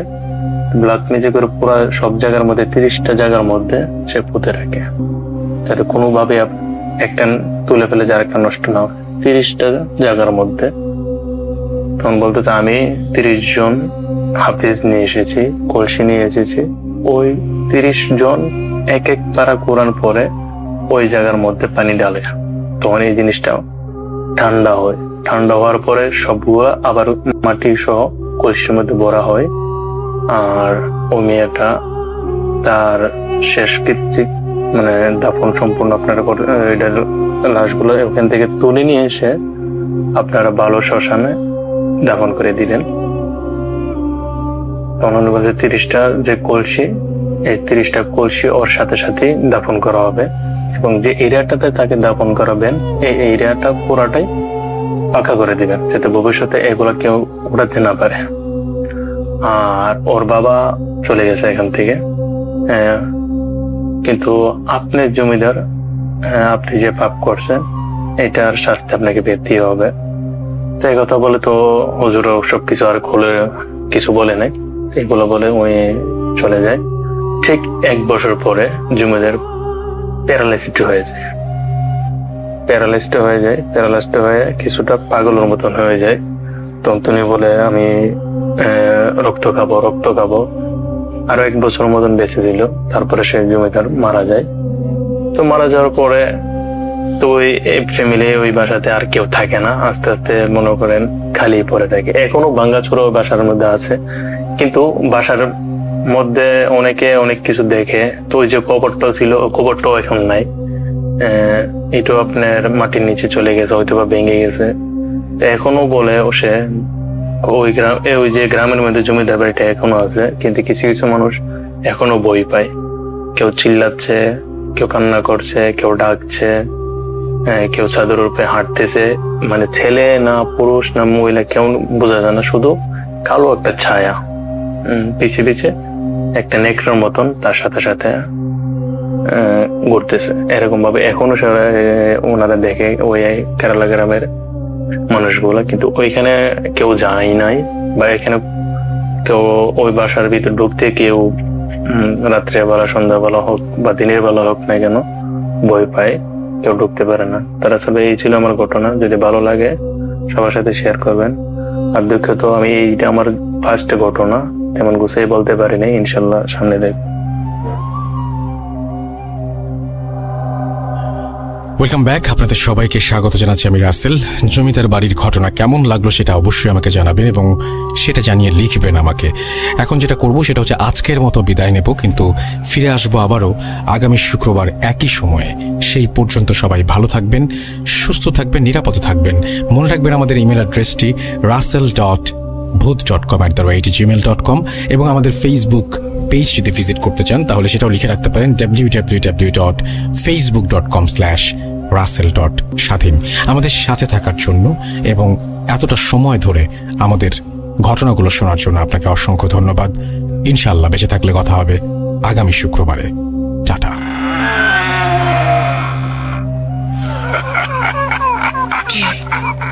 কে তুমি?